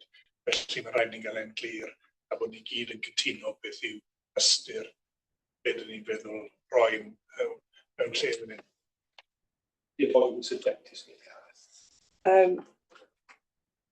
I think, yeah, that's the theme of what's come out of this discussion. So I don't know how urgent this is, Carl, because we've got to get going, haven't we? But can this come back to a September meeting? Is that leaving it too late? Yes, absolutely, and it's part of the FPC. Okay, so but we do. The board does need to have sight of a. Can I use the word crisper version or version with more clarity on some of the words? How can we do that? Well, if we want to leave, this comes to our timing of the next steps, which we need to discuss together. So we can either do it via urgent chairs or do it when we next meet, but I appreciate we need to discuss that first. Okay, do you want a board brief in a board briefing or something? No, because we have to approve it, so it's got to be a board meeting. As soon as I said it, I knew that was the you wouldn't let me get away with it anyway, Gareth, but as soon as I was saying the words, I realised, no, that wouldn't do. So my observation is, of course, it's been through TCS once to get here, so if we are going to change it, TCS needs it, yeah, you're quite right, Stephen, quite right. So can I leave that to the officers then to work out a route to get us to where we need to be in the timing that needs to happen. So we're not in a position to to turn my page. So we're not in a position to approve today. We've discussed, noted, made some suggestions, and there will be another meeting which the officers will convene to enable us to sign off a final approval. Noting Stephen's point that if there are substantial changes, that it will need to go back around the loop of TCS. And that might be the one that can go out of committee if it needs to go through TCS. Okay. Thank you, everyone. That might have been, we want to get to the right place, but we have to get to the right place and be comfortable about it. It's crucial. Yeah. The effective operation for the next 3 years. I don't think that's substantial change, by the way. So just to think we're nearly just a tiny bit more on the clarity. And you taking Gareth's lead always, can it come out with some track changes on so that you can see what changes have been made? Yes. So we now come to section 7, which is consent items, and we've got 4 items for approval and 10 items to note. So Anna, what we put items into consent, and we don't expect there to be discussion. But I always ask before we get into the body of the consent items, does anybody want to take anything out of consent in order to raise a query or to initiate a discussion? No, that being the case, 7.1 is the interim amendment to the trust model standing orders. So we're approving the adoption of the interim amendments to the trust model standing orders, reservation and delegation of powers following the establishment of the NHS Wales Joint Commissioning Committee. So that's just a process procedural matter. 10.12 is amendment to standing orders, Schedule 3 Annual Review Committee Terms of Reference. We're asked to approve the revisions of the terms of reference for the Audit Committee, which form part of Schedule 3 of the Trust Standing Orders. Thank you. Approved. Shared Services, proposed amendments to the financial delegation. Shared Services Scheme of Delegation has been reviewed and amendments are required to both correct anomalies, to provide greater clarification and to reflect inflation and the increases in volume and size of transactions that shared services is increasingly entering into as it has developed, for example, in the delivery of the laundry service. And this, we increased the delegation during COVID, and at other times we've increased the delegation. So we're asked here to approve the proposed amendments to the NHS Wales Shared Services Partnership Scheme of budgetary delegation. It was only, we had a quick email exchange yesterday about 7.1.1, which is out the tenure of board members, which is page 1645 or 513. It didn't have it had a term of up to 4 years, but it didn't say 2 terms or a maximum period. And I don't know whether we resolved it or not. Whether well, it's not for us to resolve. It is public appointments, so it's it's a maximum of 8 years, but the number of terms can be divvied up in. Yeah. It could be 4 terms of 2. Yeah. But it's not more likely to be 2 terms of 4. Leave it as. It's not for, you say it's not for us to amend anyway. It's the appointments process. It's the appointments process, yeah. Okay. So I thought sorry, Andrea, because I thought we sorted it out in the email exchange we had. It's fine. Is that okay? Yeah. Looking around to any other hands up. Okay, so the next one is 7.1. 4, refresh and update of the Velindre University NHS Trust Wellbeing in Future Generations Act objectives. We're asked to approve the revised Trust Board Trust Wellbeing objectives. Sorry, just under 3.5, the last bullet point, I couldn't quite make sense of the sentence. So do you want to pull that out to consent for discussion? Possibly. It was just a point of clarification if that bullet point, if somebody can make sense of it for me. Wait a minute now. So we're in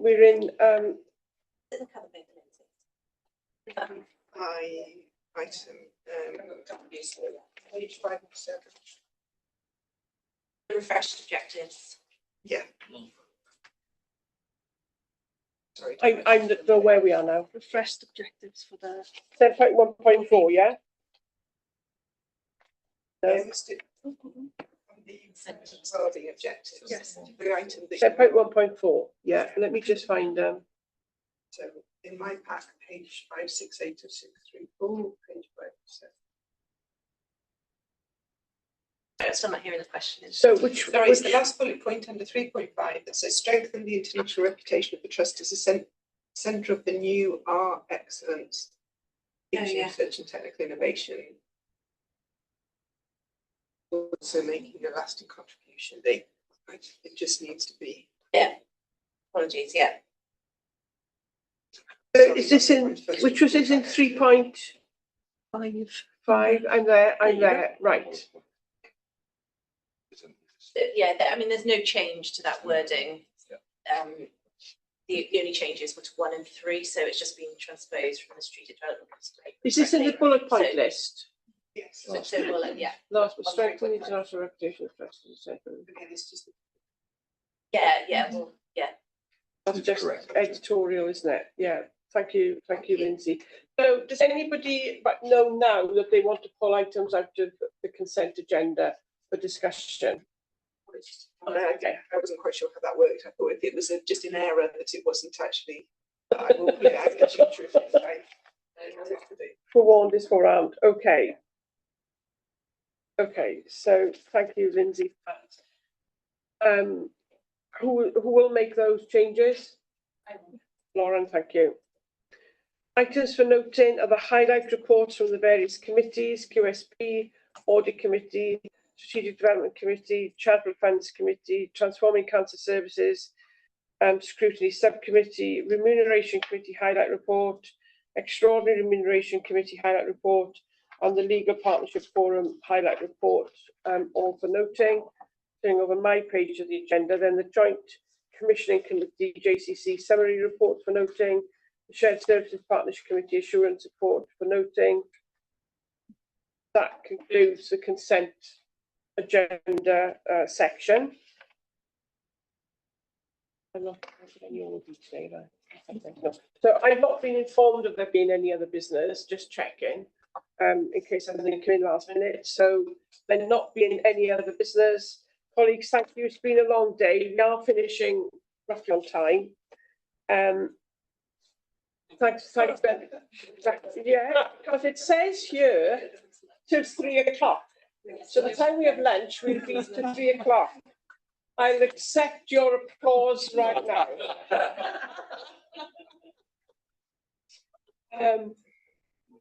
Okay, so thanks everyone, and I can ask the board to adopt the usual resolution, which is that representatives of the press and other members of the public be excluded from the remainder of this meeting, having regard to the confidential nature of the business to be transacted, publicity of which would be prejudicial to the public interest in accordance with section 1, paragraph 2, public bodies admissions to meetings Act 1960, paragraph 67.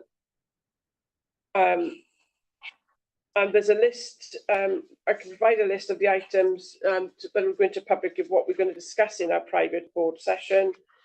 And I'm having a look to see what the date and time of the next meeting is. 26th of September, 10 o'clock, same place.